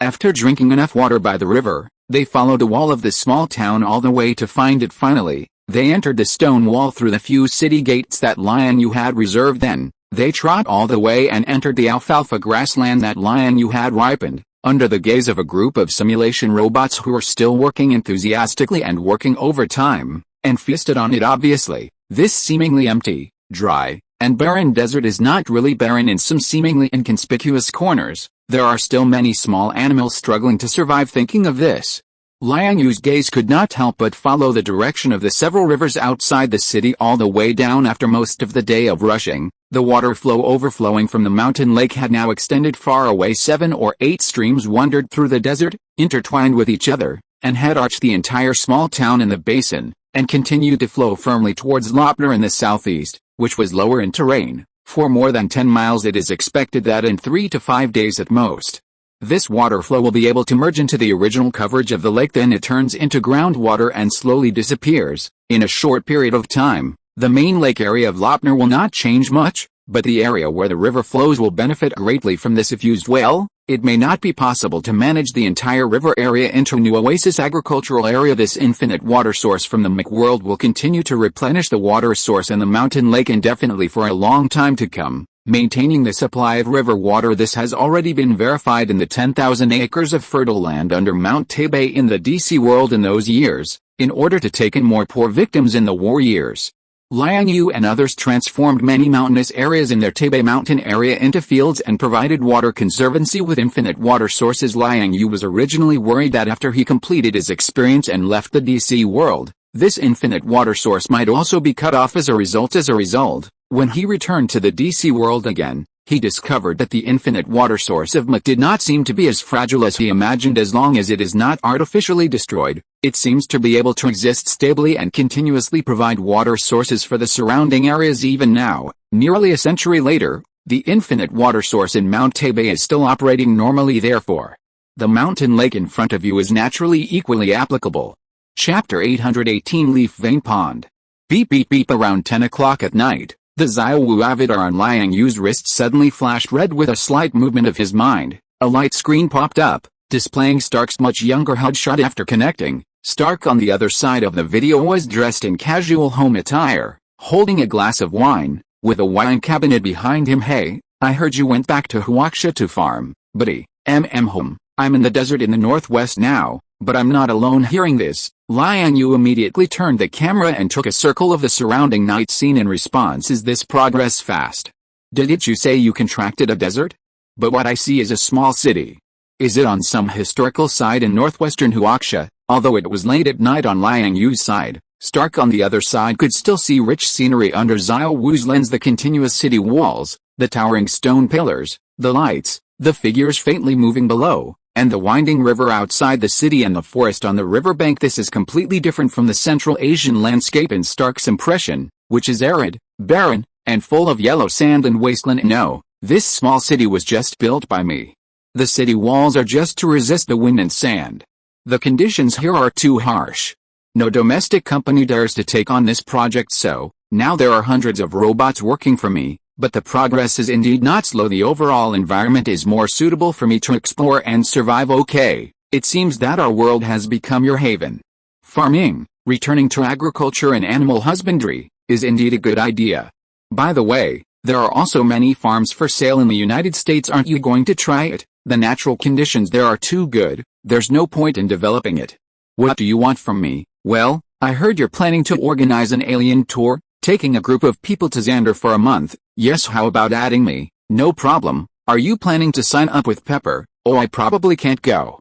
The daily operation of the company really can't do without me. I've been so busy these days. Liang Yue. Just then, Pepper's figure suddenly appeared from the side, with a look of regret on her face. I think you should go, Pepper. You should know that the last time Stark went to Xander by boat, the female companion he brought was Dr. Helena from South Korea. Seeing this, Liang Yue smiled and advised her. Pepper's face suddenly stiffened upon hearing this, and she looked at Stark with a bit of scrutiny. Cough. It was just a coincidence that we met at the Asgardian relay station. Dr. Cho was next to me at the time. When she heard that I was going to Xander, she asked me to take her with me at that time. I really couldn't refuse. HMPH. Is that so? Of course. Cough. Well, I'll hang up first. Liang Yue. Don't forget to call me when the trip starts. Okay. Goodbye. After ending the call with Stark, Liang Yue looked back at the progress of the hundreds of simulated robots in the small city, and then waved his hand again to spread a wave of pasture and medicinal herb seeds, and stimulated them with green liquid energy. As a result, in just over 10 minutes, the pasture that originally occupied about 1/10 of the area of the small city suddenly expanded 2 or 3 times. Looking at the green land that was lush and growing vigorously in the intertwining of darkness and light, Liang Yue thought for a while, and then waved his hand again to spread a piece of saplings. There were not many saplings planted, about 7 or 8 per acre. Among them, there were fruit trees such as apple, orange, pear, peach, and plum, as well as ordinary tree species such as oak, saxaul, poplar, maple, pine, and crabapple, scattered and planted in a staggered manner. In a moment, they grew from short saplings to thick trees. These trees were of different heights, but they all had lush branches and leaves and were full of vitality. The colorful flowers in full bloom in the night, under the illumination of the starry sky and lights. A faint fragrance began to spread throughout the small city. It seems that tomorrow I have to find someone to order a batch of bees. Just then, Meng Xiaoyu's voice came from the side. Liang Yue turned his head and saw that the little girl was still holding up an arm, using the panoramic sandbox on Xiaoyu's avatar to constantly observe the changes in the small city. She looked down at the sandbox light screen for a while, and then looked up at the vibrant area in the distance where light and darkness intertwined. The excitement in her eyes could hardly be suppressed. "You're not asleep yet?" Seeing this, Liang Yue smiled and looked at her. Hearing this, Meng Xiaoyu rolled her eyes at him and said, "I just finished reporting the work to the superiors and sent over some of the things I saw here today. In addition, the cattle, sheep, horses, chickens, ducks, geese and other livestock needed for your pasture after it is established must also be ordered. By the way, do you want to dig a few more fish ponds here? Raising fish is secondary. The important thing is to enrich the ecological environment inside this small city, which is good for the future development of the pasture." That makes sense, but with these millions of acres of land, if you dig ponds, there must be at least hundreds of them. It depends on how big you make the ponds. If they are tens of thousands of acres, then about 5 or 6 would be enough. It's not necessary to be too big. A pond of more than 100 acres, about the size of 10 standard football fields, dig 100 of them, and then connect them into piece with canals, and then connect a few rivers to the outside of the city. As he spoke, Liang Yue calculated in his heart and felt that it was indeed necessary, so he thought about the approximate route and shape of the ponds in his mind, and then turned to his sleeve and raised his palm lightly upward under the impetus of a strange and great power. In an instant, a rustling sound was heard in the small city below, and the ground trembled slightly. A few times piles of sand and soil began to separate on their own to the surroundings, turning into waves of very small earth waves, not large in amplitude, and not very aggressive, as if a gentle breeze quietly passed through the soil layer under the pasture and medicinal herbs. In a moment, hundreds of earthen pits about 3 to 5 meters deep and 100 acres in size appeared. The shapes of these earthen pits were like leaves, scattered throughout the small city. They were connected to each other by branch-like ditches, and finally converged into a river, uniformly classified as a main river channel, leading to Lopner outside the city. The extra sand and soil were piled up in the small city by Liang Yue in a subtle way, and evenly spread on the ground. The entire area of millions of acres was raised by a few centimeters, which seemed to have hardly changed much afterwards. Liang Yue separated out hundreds of avatars again, each holding a bucket, scattered in all directions, and began to pour infinite water sources into these ponds. Just a few dozen buckets of water were poured into each pond, and it was quickly filled in just a few minutes afterwards. Clear water flowed along the canals and river channels, interconnected with each other, and finally converged into the main river channel, and then flowed to the outside of the city. It has to be said that the flow rate of this river channel, which is gathered by hundreds of ponds, is really not small. The water flow is turbulent and never stops for a moment. It looks like it is a lot larger than the river flowing down from the mountain lake. The sound of gurgling water faintly began to echo in the small city. Chapter 819 Alien Farm. Before I leave, is there anything else you need me to help with? The next morning, facing the rising sun in the vast desert and the city shrouded in mist, Meng Xiaoyu was preparing to leave with a group of experts from the inspection team in an official military jeep. Before getting into the car, Liang Yu's little secretary specifically turned back to confirm with him whether there were any additional matters regarding this return investment that needed to be supplemented. Looking at the earnest Meng Xiaoyu in front of him, Liang Yu thought for a moment and replied, well, since you asked, then help me get a breeding license. I want to artificially breed a batch of macaws or something. Macaws? You came up with this request on the spur of the moment, didn't you? Meng Xiaoyu rolled her eyes at him again upon hearing this, and said unhappily, anyway, you have to report to your superiors this time, so just help me get it done while you're at it. HMPH, fine. After returning this time, it's estimated that it won't be long before the power of the state will come in, and then large-scale infrastructure construction, paving roads, connecting electricity, setting up networks, and so on. There will be a lot, but these can only exist on the premise that there is water in the northwest.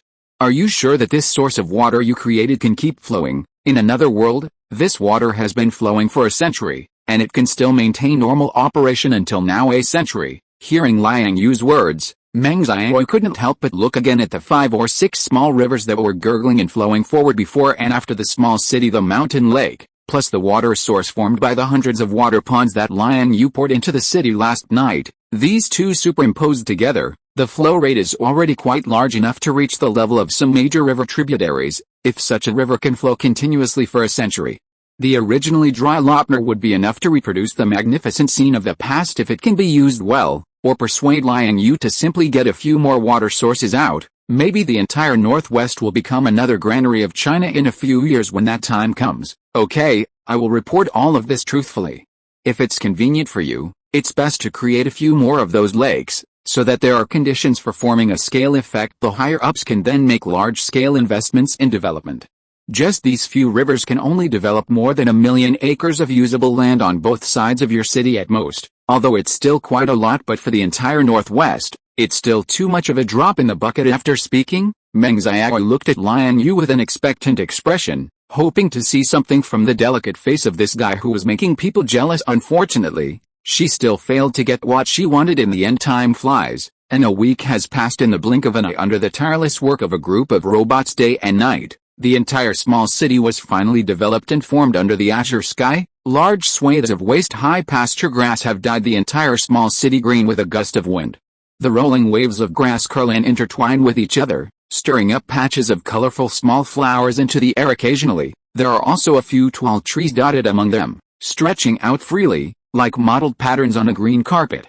Exuding vigorous vitality every distance apart, there is a pond of about 100 acres in size, which reflects each other with the surrounding green grass, reflecting the blue of the sky, and the sparkling waves are like countless brilliant crystals, refracting dazzling precious light under the tall city walls. A batch of solid warehouses and temporary residences for livestock have also been built at this time. Unfortunately, there seem to be a lot of these livestock. It also took a lot of effort to be pulled into the small city by groups of convoys, but scattered on the entire pasture, it was like throwing a pebble into the water, and often even a shadow could not be seen afterwards. Fortunately, the group of robotic employees under Liang Yu were prepared early and nailed number tags and sensing devices to each cattle and sheep, otherwise it would be really difficult to find them in this lush pasture. In addition, a lot of various fish fry were also transported, but once the fish got into the water, they could not be seen all day long. As for poultry such as chickens, ducks, and geese, Liang Yu did not purchase much.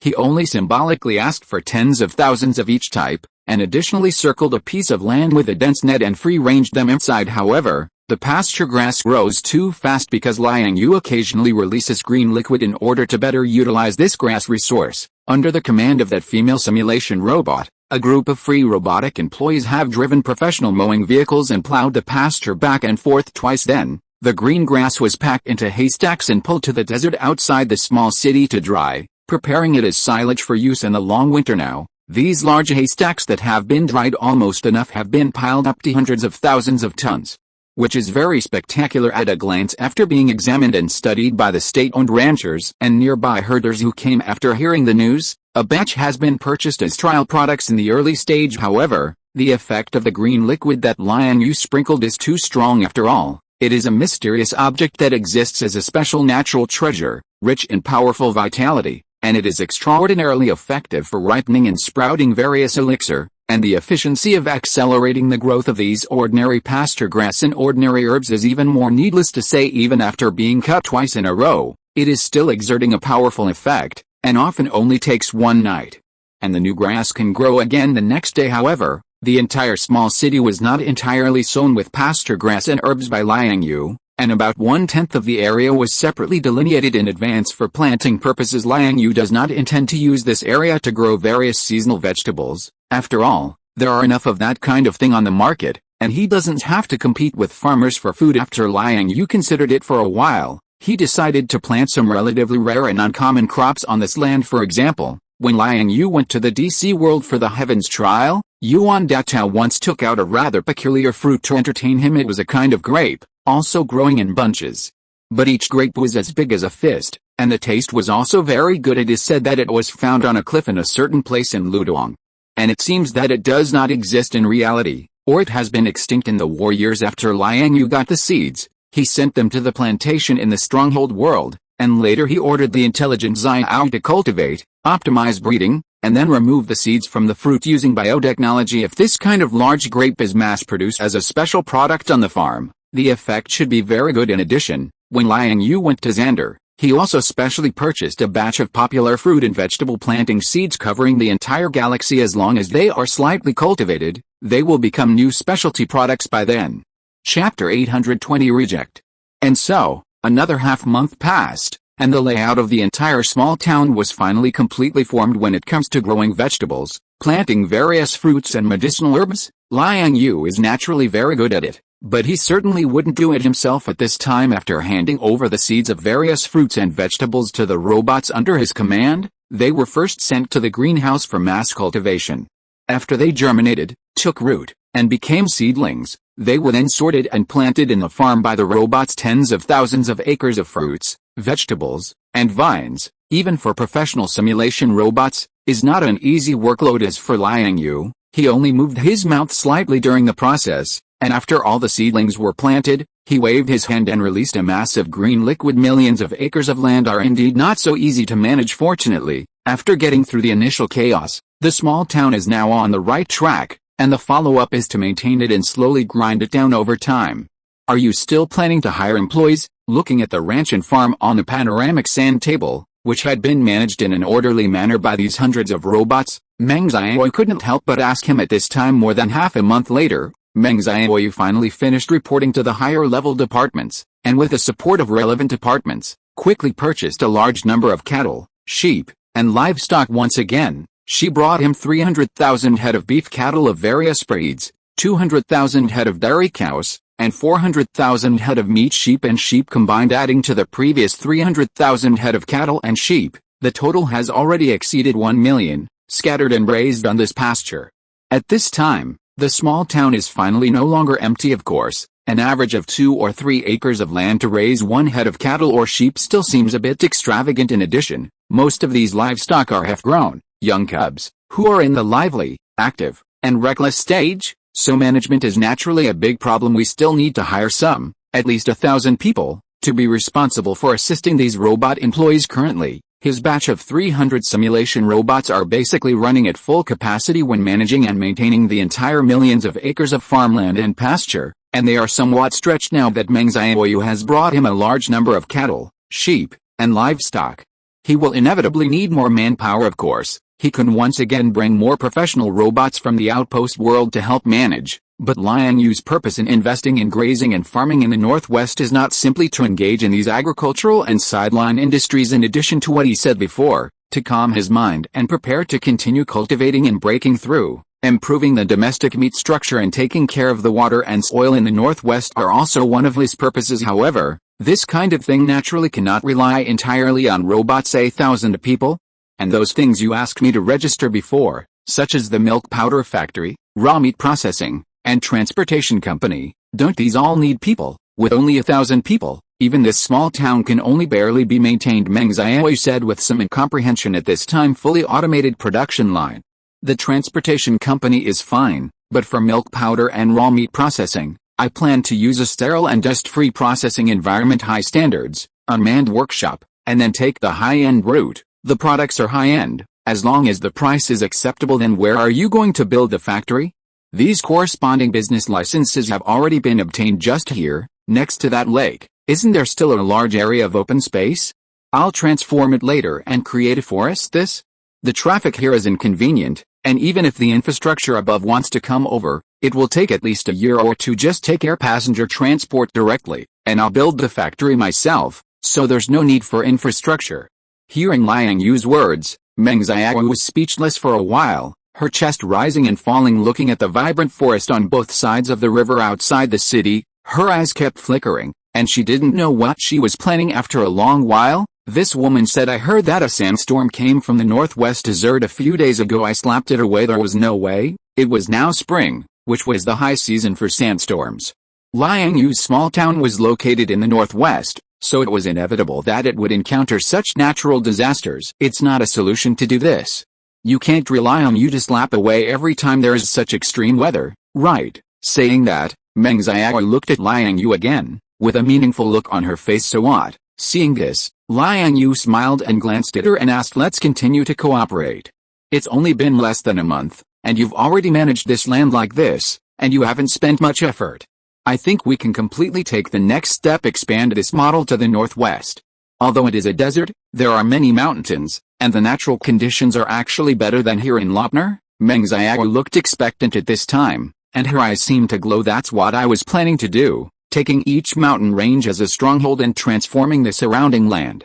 Who knew that the country would be so stingy and calculating too deeply? So I suddenly don't want to cooperate with you anymore. Liang Yue smiled when he heard this, with a bit of disappointment on his face. Don't want to cooperate anymore? Why? Do you know how much the international value of a quota to travel to Xander is now? Someone offered $10 billion to buy one, but no one took action at all. Who are those so-called experts you mentioned before? I would really like to see who has such a big face. That something worth $10 billion is priceless. They were dismissed with $1 million. And they felt that they handled this matter very well, saying that they would take care of their family in the country. Do you think I can cooperate with this kind of person? So you are standing up for women, but you shouldn't care about this money.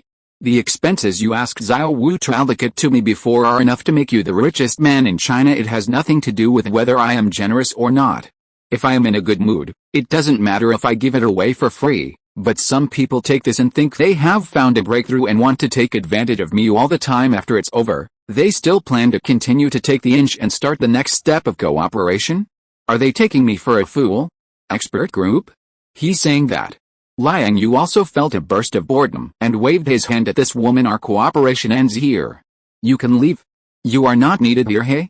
You hearing this? Meng Xiaoyu's face changed, and she seemed to want to argue, but then, her figure suddenly became blurred, and the next moment, she appeared outside the small town, next to the military jeep she had taken when she came. After hesitating again and again, this woman did not return to the town, but angrily got into the car and sped towards the direction outside the desert. Liang Yue was not in the mood for anything at this time, and with a wave of his hand, he managed the open ground of several kilometers long from outside the small town to the mountain lake. He also opened up a dozen winding river channels in it, and used unlimited water sources for irrigation, connecting it with the original river and spreading over a large area of desert land. Looking down from the sky, it looks like an abstract pattern. A few seeds are scattered, and in just a few breaths, a forest with a larger coverage area emerges from the ground, lush, green, and full of vitality. A spectacular scene of wilderness, river channels, and native forests. Xiao Wu Master, reduce all production layout and research progress in China by half. Understood, Master. Chapter 821, each showing his magical power. However, although Meng Xiaoyu was forcibly sent away by him, only a few days later, in Liang Yue's manner, this girl appeared in front of him again, Accompanied by Aunt Liu, there was no way around it. The 1-month period had arrived, and the travel arrangements for Xander were ready. It was almost time to depart. This day was bright and clear, with a gentle breeze and a warm sun in northern New York. At Liang Yue's manor, luxury cars, jeeps, large trucks, helicopters, and even Quinjets began arriving one after another from early in the morning in the small square in front of the villa. About 30 or 40 people had gathered by this time. Liang Yue had no interest in inviting them inside, but his butler was very good at handling things, and together with a group of young maids, brought many tables and chairs for the guests and served them with rich fruits and refreshments. Among these people, some were legitimate individuals who had obtained the lucky draw slots for the foundation. Regardless of how they obtained their slots, everything followed the prearranged procedures and the process was relatively legitimate. However, some people were products of unplanned circumstances. For example, Stark, that big spender, used his relationship with Liang Yue to get in through the back door in advance. Liang Yue didn't think there was anything wrong with this guy cutting in line. After all, this trip to Xander was meant to reward customers who donated to the foundation, and it wasn't a big deal to squeeze in a few friends and relatives along the way. Furthermore, Stark himself was also a donor to the foundation, so, similarly, Aunt Liu was in the same situation. Although he was a little surprised by her arrival, Liang Yue himself didn't mind it. But besides them, there were also some people who, relying on their thick skin, wanted to hitch a ride, such as Nick Fury, and Natasha, playing the role of his temporary assistant. In addition, there was Meng Xiaoyu. Perhaps because of the incident where he waved her out of the small city before, this girl hadn't given him a good look since entering the door, and her face remained cold. However, her hands were tightly holding Aunt Liu's arm, and Liang Yue was too lazy to pay attention to her. Is it almost time?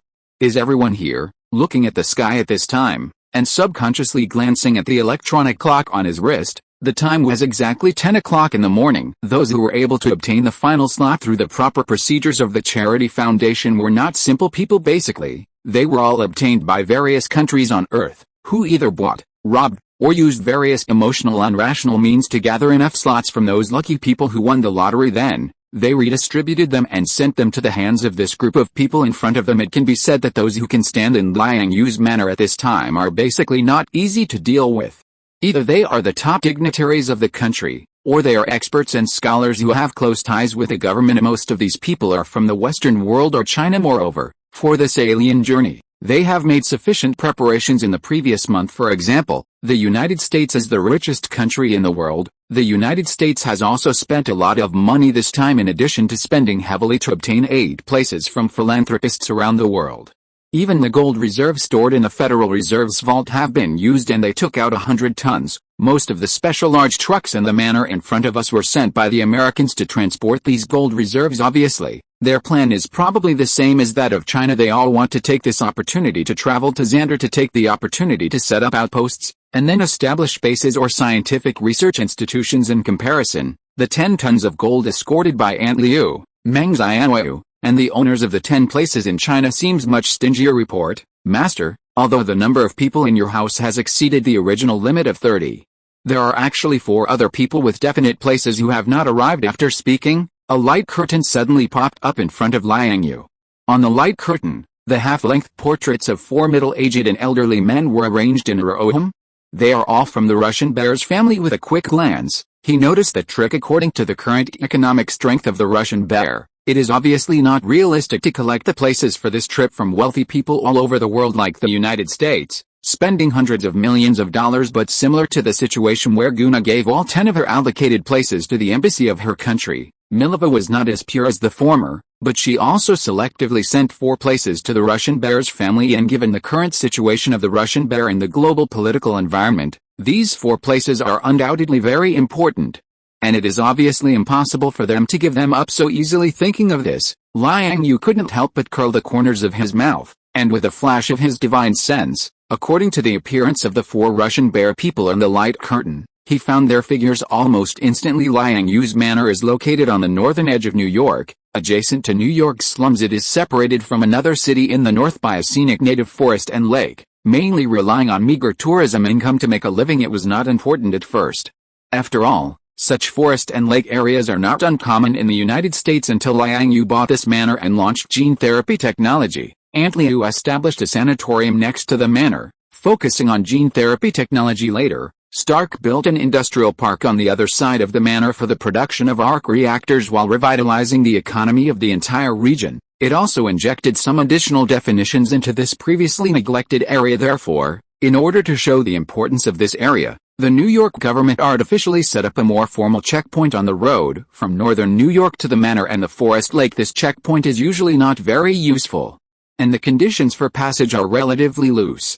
In most cases, it will not affect the lives and travel of the surrounding military and civilians, but in some occasional situations, it can play a significant role. For example, now, the 4 place owners from the Russian Bears family, as well as the vehicle materials that followed them, were restricted in front of the checkpoint. Taking a closer look, it seems that the staff are not only restricting the passage of these special people because, in front of their vehicles, there has already been a long string of vehicles stuck, and the Russian Bears people have not even lined up in front of the checkpoint.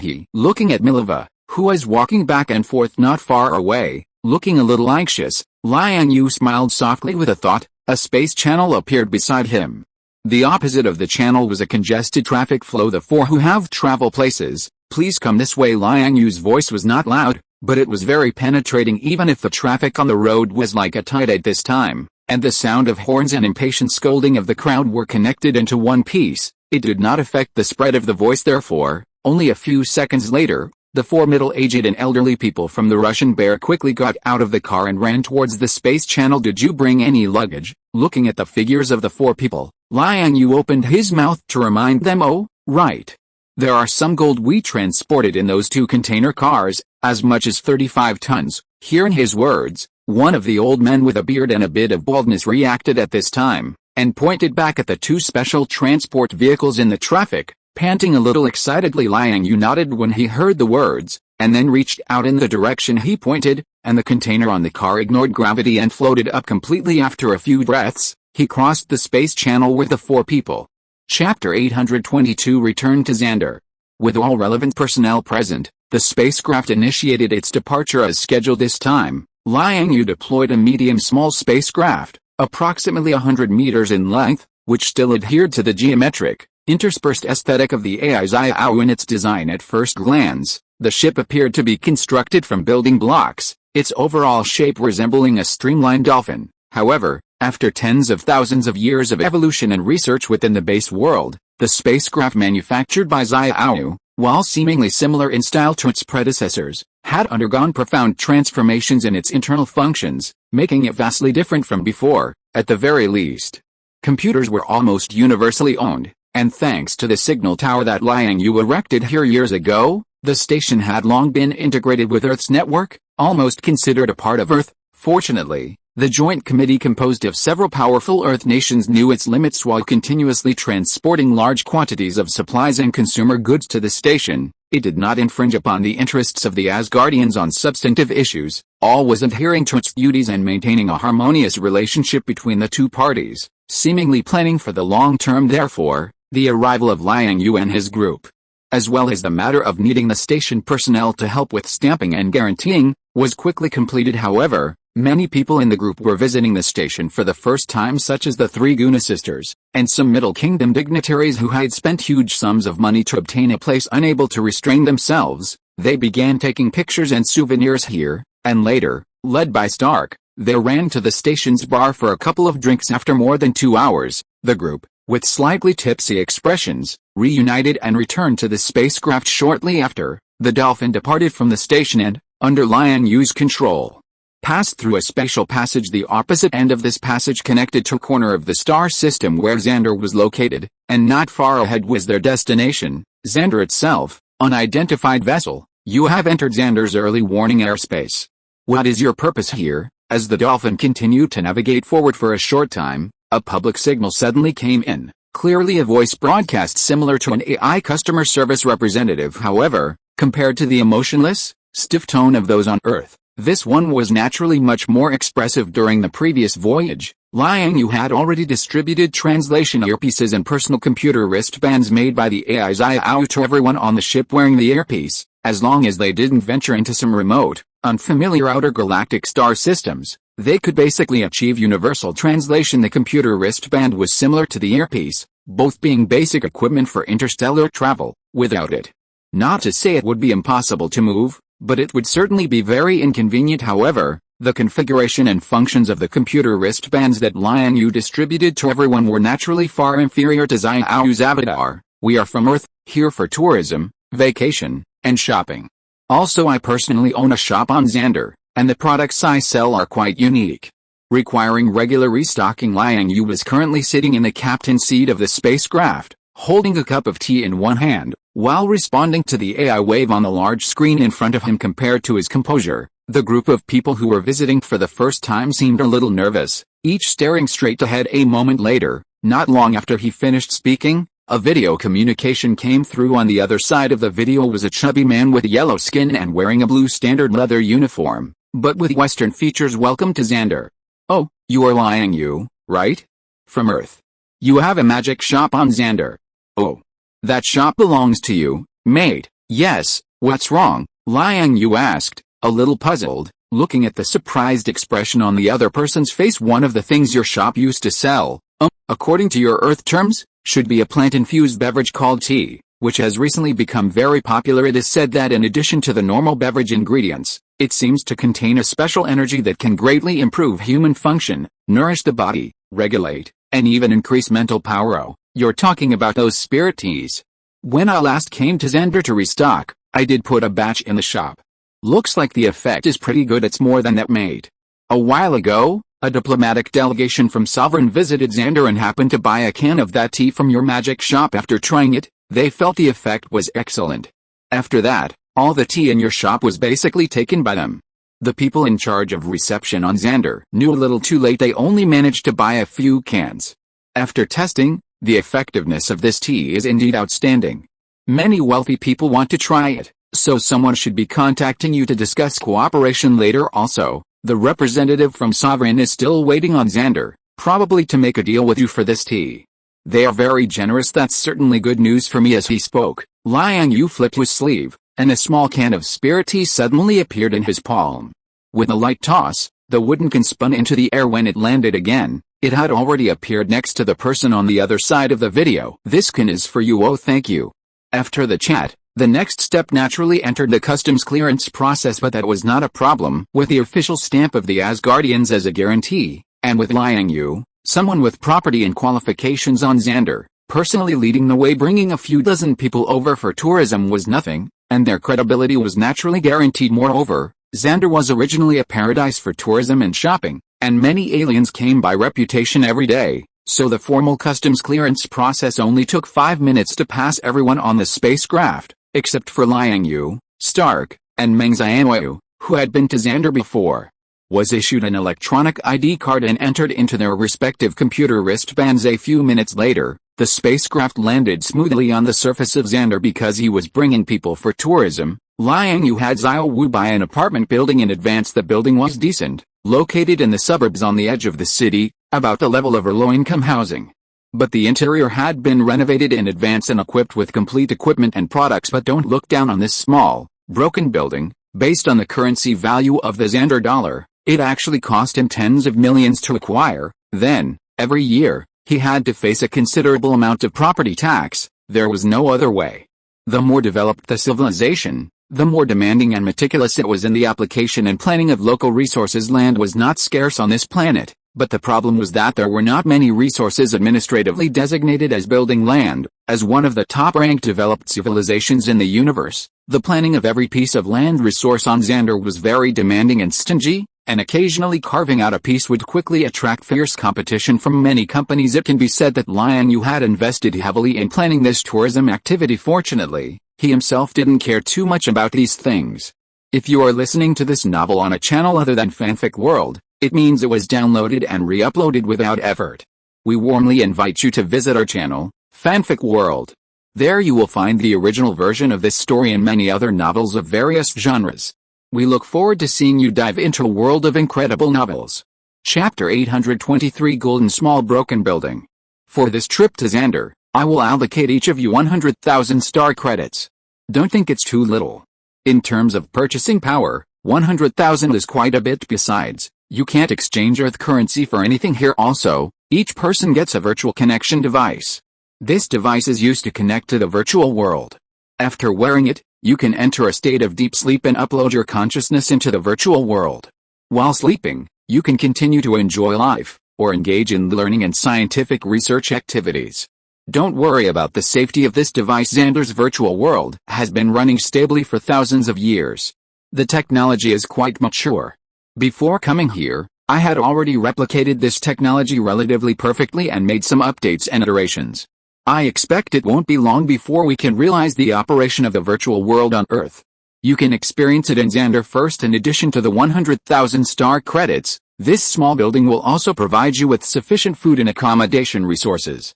Of course, you can also eat, drink, and stay outside if you want. Xander has plenty of public transportation resources. You can take air buses or rail cars in the city. If you want to explore the wilderness, you can also rent a car to facilitate your travel. I have already bought 10 cars in advance, small and medium-sized, in the parking lot on the roof. You can discuss how to use them if you can't drive. You can choose intelligent driving. Coming to Xander this time is actually a good opportunity for you. This is a famous developed civilization in the universe. Many things are worth learning from. It has a mature operating system and cutting-edge cosmic trends. Even a seemingly inconspicuous vegetable has undergone layers of screening by various civilizations in the universe. Products that have been updated in the long-term circulation and application, obtaining any one of them and bringing it back to Earth for localized cultivation may trigger a wave of trends. Of course, Xander's biological gene technology is also very developed. The various vegetables and fruits you can find on the market have been genetically modified. You basically can't get seeds and seedlings, you can only buy finished products. The last time I came to Xander, I bought a large batch of the most popular fruits and vegetables in the current universe. After studying it for a while, I have cracked the biological code, and now they are all planted on my farm in China. In addition to this, the most eye-catching thing on Xander is naturally its advanced science and technology. Even if it has been eliminated, it is still very important for the current Earth. Many websites on the virtual network are selling this kind of thing. Many backward civilizations have the habit of coming here to find treasures, so even if it is backward technology, don't expect them to be too cheap. In addition, there are also some special commercial institutions here that regularly auction rare items or species from various regions of the universe, and some black markets even sell resource planets or undeveloped life planets for a long time. Of course, these commodities are very expensive, and they violate Xander's local laws. After you get them, you also need to be responsible for armed guards. If you don't have enough power in your hands, you can easily be robbed. Okay, you can discover and understand more content yourself. Searching through the virtual world is a good choice. Also in the small, dilapidated building, the first floor hall, which appears to be only 200 or 300 square meters from the outside, has now been transformed by Liang Yue into vast space with spatial magic, appearing to be the size of 4 football fields. Just as Liang Yue was greeting everyone to gather in the original resting area of the hall, explaining some necessary precautions on Xander, the intelligent brain Xiao Wu was already directing a batch of simulated robots in that expanded area, modifying and planning a new round of renovation plans. Only a moment later, Xiao Wu's design plan was released, and there was more than one. Liang Yue glanced at it, chose a more pleasing one, and ordered Xiao Wu to start construction. About 10 minutes later, the 50 or so people in front of them were led by the simulated robots to their respective rooms at the same time. Liang Yue also kept his promise and sent the agreed-upon activity funds to their computer wristbands. Basically, it was 100,000 star credits, but Guna, Tina, Mileva, Stark, Natasha, and Meng Xianwei, who had a closer relationship with him, each received 1 million. Among them, Aunt Liu received 11.1 million. In addition to her personal activity expenses, the remaining 10 million was naturally the operating expenses that Liang Yue had promised to the domestic 10-member team. Although this time the country brought 10 tons of gold, it was obviously dwarfed compared with the two major countries of the United States and the United States. It was still too conservative. If he hadn't been here to support it, it is estimated that the laboratory to be established later would be very difficult to operate. However, the implementation of those 10 places did bring them many advantages, especially compared with the foreign teams that came here. It is reported that in this team of 10, in addition to the necessary scientific research elites and top observers and guards responsible for the operation of the station in the future, there are actually 2 chefs. Well, they are still the top chefs in China, in their 30s and 40s, when they are in the prime. They have obviously just undergone a full set of genetic recuperation services before coming here, and their bodies are very healthy. The arrival of these 2 professionals is obviously not or not only, to ensure the team's internal catering work. If Liang Yue guessed correctly, the domestic side should be planning to let these two chefs open a store here, taking advantage of the new types of ingredients, fruits and vegetables on Xander, open a Chinese-style restaurant to earn operating funds for the entire team. In this regard, Liang Yue can only say that the idea is good, but if it is really put into operation and opened a store, I am afraid that it will have to go through a period of adaptation unless they bring the vegetable seeds and seasonings from the earth together, and can supply them for a long time. Otherwise, just the integration and trial of various new dishes on Xander will probably take half a year to adapt, at least. Buzz, the renovation of the first floor hall of this small, dilapidated building is progressing very quickly. After all, the tools they use for construction have long surpassed the scope of ordinary earth private construction teams. Various precise laser cutting machines, anti-gravity transporters, etc. take turns on the stage.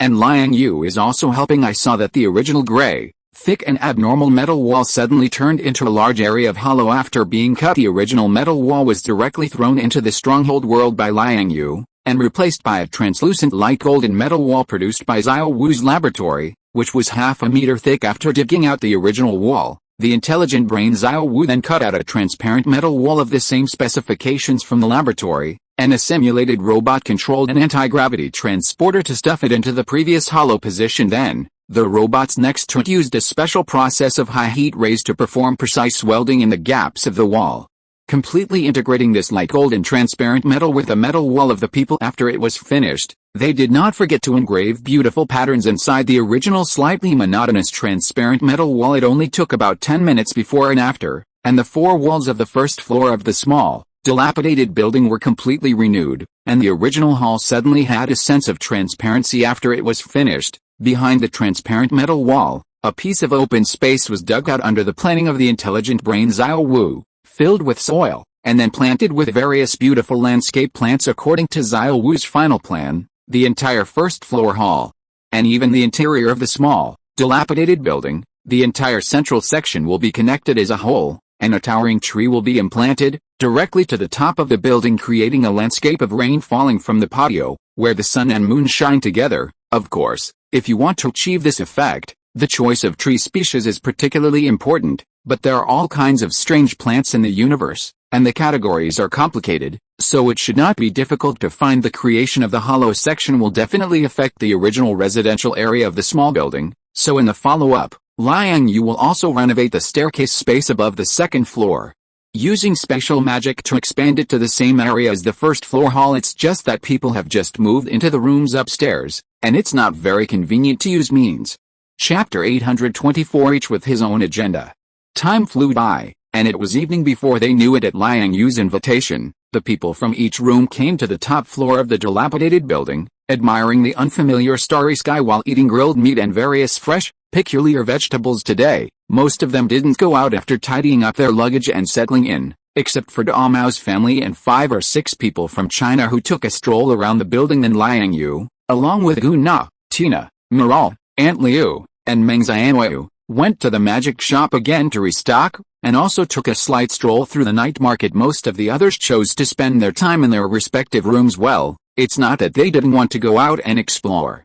It's just that the clock on Xander, or rather, the time zone where Liang Yue's property was located, was not quite the same as in the United States when they first landed. It was already sunset by the time everyone had finished packing. The outside sky had already darkened, with stars and moon in the sky, and the Milky Way shining brightly. In addition, the virtual world was indeed a rare thing for them, and the experience was very unique. While deeply asleep, their minds and consciousness could continue to enjoy life or study in the public community, because after getting rid of the limitations of the physical body, the individual's mind and consciousness also began to become unusually active under deep sleep.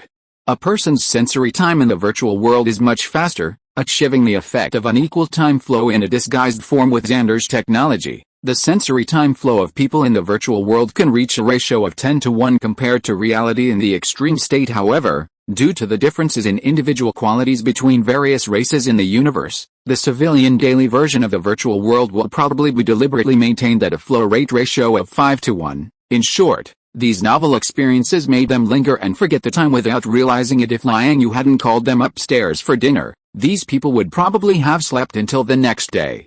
I didn't expect that in the blink of an eye, You would buy a building here on Xander, and you should continue to expand it later. Are you planning to transform the entire building into the same specifications as the lobby on the first floor? While eating, Stark, who was sitting at the next table, put a yam-like vegetable in his mouth, chewing hard, and asked Liang Yue more or less, although I don't come here often, since I have such a property, I naturally want to try to build it better. As he spoke, Liang Yue moved his mind and summoned the holographic simulation effect model designed by Xiao Wu from the intelligent projection device on the side, and presented it to everyone in a slow rotation under the refraction of several degrees of the pale gold transparent metal wall. The original gray and dilapidated building had changed its appearance under the construction of various geometric lines. The interior was full of sunshine, bright light, and sufficient activity space, and it was full of various green plants, lush and verdant, a scene of prosperity, especially the big tree in the central atrium of the building. Its posture is beautiful, green and ancient, extending from the lobby on the first floor all the way to the top of the building, transparent, fashionable, elegant, and closer to nature. However, the remodeled building is not all replaced with gold and transparent metal. After all, this is a residential building, and privacy is still necessary. The walls outside all the apartments are only selectively replaced. The original metal walls are still used outside the bedrooms, bathrooms, and other rooms that require confidentiality. However, the outer layers of these walls must be reprocessed, and paint and pattern selection and decoration must be carried out. Is it not hot with such ample sunlight? And does the light look a bit dazzling? Looking at the effect presentation on the model, Stark asked with some doubts. This pale gold metal wall is not a simple metal. In addition to being tough, its internal structure has a certain degree of light absorption, and the scale can be intelligently adjusted. The excess sunlight or other light can be converted into electrical energy for storage. In addition, this metal also has heat insulation properties, and with the air conditioning system, it can well ensure the comfort inside the staircase. How about leaving me a place? I want to build a scientific research laboratory here. Stark's eyes widened when he heard the words. And then he said to him with a serious face, how many days a year can you come in live here? I don't know, maybe I can come in live for 3 or 5 days a month. There are still a lot of things to do at home. If conditions permit, I may occasionally come and stay for a month or so, then I'll leave you an apartment at most. That's fine too. In fact, it wasn't just Stark, almost everyone present had this idea, wanting Liang Yue to leave them a bed in this building. For this, they could probably pay a very high price. Unfortunately, because they were not familiar with Liang Yue, even if they had some ideas in their minds, they could only brew them silently in their hearts. Nick Fury, the director of S.H.I.E.L.D., was a typical example. After hearing that Liang Yue was willing to leave an apartment for Stark as a permanent residence, he immediately looked at him. His eyes were full of desire. Don't even think about it. Letting you get on the spaceship to Xander is already my extra tolerance for you. Looking at the disgusting eyes of this black egg, Liang Yue replied blankly. You must know that the last time this black director showed him such eyes, he paid a mind stone for it. And according to what Liang Yue knew, after a period of research, this infinity stone seemed to have been lost from S.H.I.E.L.D. Of course, Liang Yue could turn a blind eye to the requests of these outsiders, but he still had to give some extra consideration to the domestic laboratory establishment application. Originally, according to the domestic plan, the 10-person team sent this time would use the 10 tons of gold in their hands to exchange for star yuan, find a cheaper place, either rent or buy, to establish a base. After that, relying on the skills of the 2 chefs who were considered masters in China, they would run a special restaurant to maintain the daily operation of the base. In addition, Liang Yue's previous promise of 1 million in funding, as well as the 100,000 star yuan activity fee issued to each person after arriving, should allow them to gain a foothold on Xander. As a result, when they landed on Xander, they realized that Liang Yue's industry on this planet was far more than just a retail storefront in the city center. This guy had already bought a 9-story residential building in advance. Although judging from the layout of the staircase and the old decoration style on the outside, this building may just be an ordinary and simple apartment. However, based on China's prior understanding of the prices and housing prices on Xander, the price of this building is actually quite expensive. According to the conclusion drawn from the internal discussion of the 10-person team, even if their laboratory base can be established smoothly, in the next 10 years or so, it is likely that they will not be able to afford such a property. In addition, after everyone arrived, Liang Yue directly expanded and transformed the lobby on the first floor of the building in front of them. The original 200 or 300 square meter hall was directly expanded into 4 or 5 football fields. According to this trend, it is expected that it will not take long before this originally ordinary civilian residential building will be transformed into a behemoth with a vast internal area, Under this circumstance, after the 10-person team from China exchanged glances with each other, they almost reached a consensus in the first time, deciding to hug their thighs even if they were shameless and stayed here. They would have to dig out an experimental base on this building with their toes, of course.